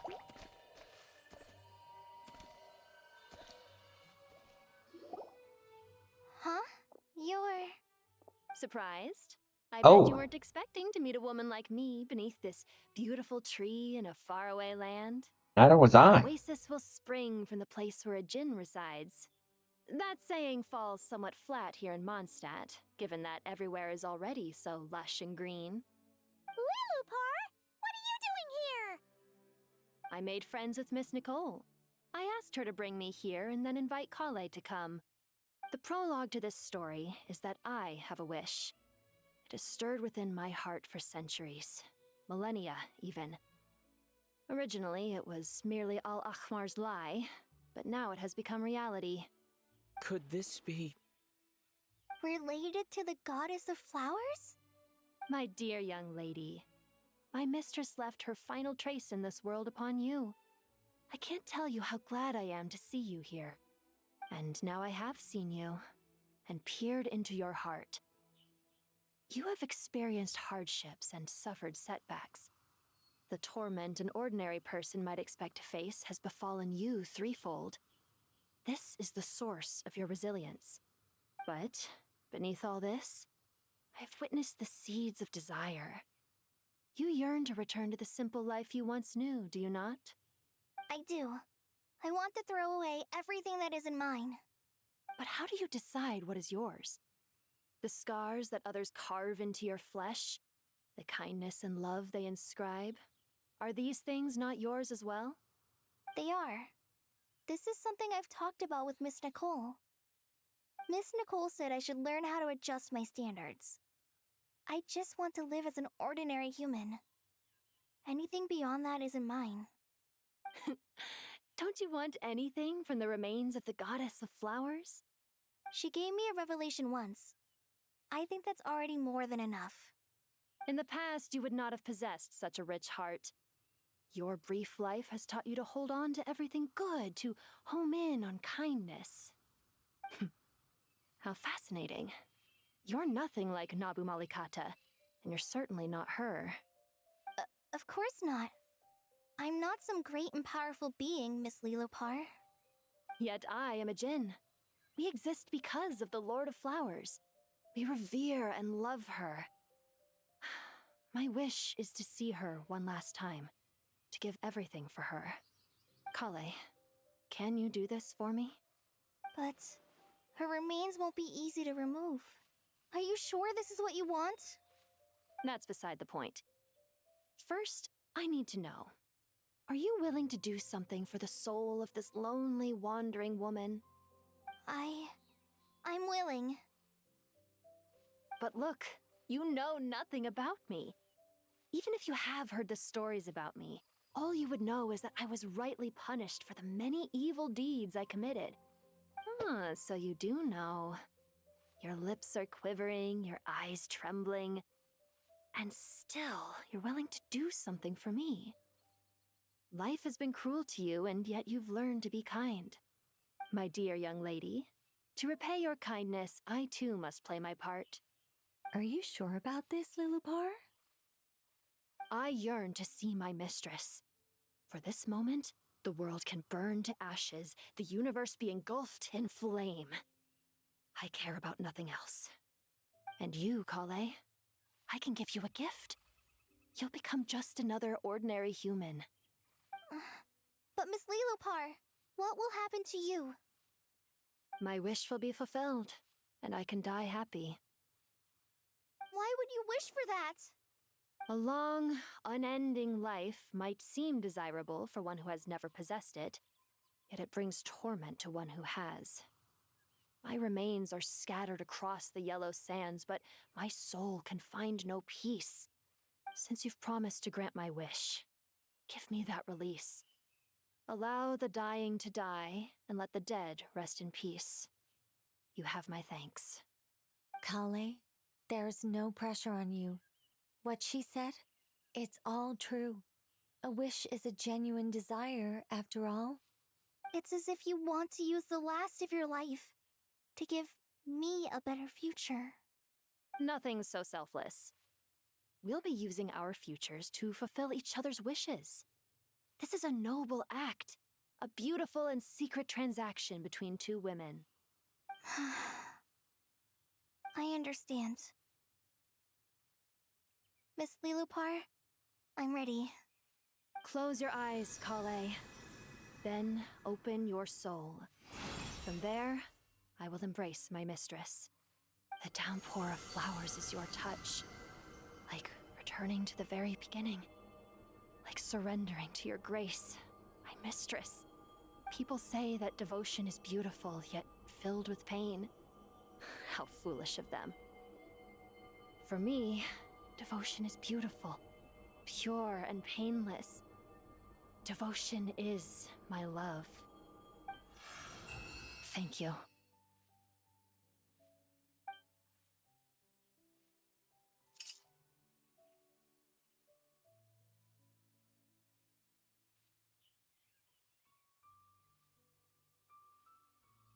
Lilopar! She disappeared? She's She gone. left, carrying the blessing of flowers. Kale, are you alright? I'm fine. Now that the remains are gone, I don't actually feel any different at all. Those remains weren't hurting Kale. Not as she is now. They simply exist. Besides, I could sense a deep yearning within her. Kale must have already received what she was yearning for. I'm doing fine. I feel relaxed. There's really no need to worry. Then my wish has come true, too. To become ordinary? That's just one of my wishes. Actually, I have a few more. For instance, I want to protect the people I meet and help them find happiness. That sort of thing. So between Miss Lilopar and me, you've fulfilled 2 wishes already, and protected 2 people. Wonderful, isn't it? I feel so fantastically happy. I guess that settles things here. So what's next? What do you want to do when we get back to town? Clay, look who I've brought to see you. Amber. Hey, Kale! I heard you guys were holding some kind of secret event. How come you started without me? Huh? Oh no, it's nothing like that. We were just saying goodbye to an old friend. Really? Who? Me. The old me. So that's what this is all about. Did you come all the way to Mondstadt for that? Because we knew the old you so we could witness the change? Exactly. The old me is gone. I puffed her into the air, and she became a fluffy pink cloud, floating into the sky, before disappearing forever. Do you think, maybe up in the sky, she has friends waiting for her with test tubes, flasks, and bows? Oh, when you put it like that, it doesn't sound so bad after all. What do you think, Miss Nicole? I think maybe that's right. At least, if it were up to me, I'd consider that a happy ending. Dear Sucrose, even though my childhood ended long ago, these past few days have really felt like growing up again. I've become stronger, and I feel like I can finally accomplish things by myself. Surely someone as mysterious as you will find a friend like this fascinating? Always growing, always thriving like a plant. I came to say goodbye to my old self. I know that after this, she'll be gone. Thinking about it makes me feel a little lonely. I know the weakness that kept me company will one day leave me too. But somewhere in my heart, I feel a great sense of joy. It feels like I've always wanted to take this step, to walk towards the new me.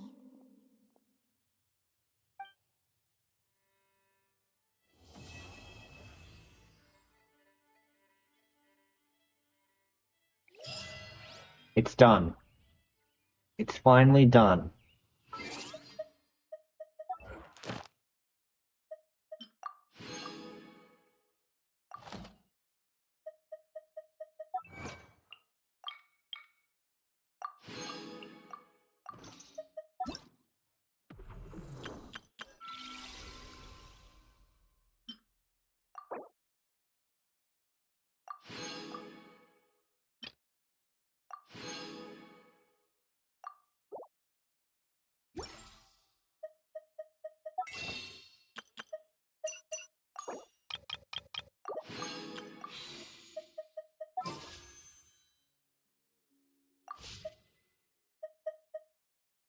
Right.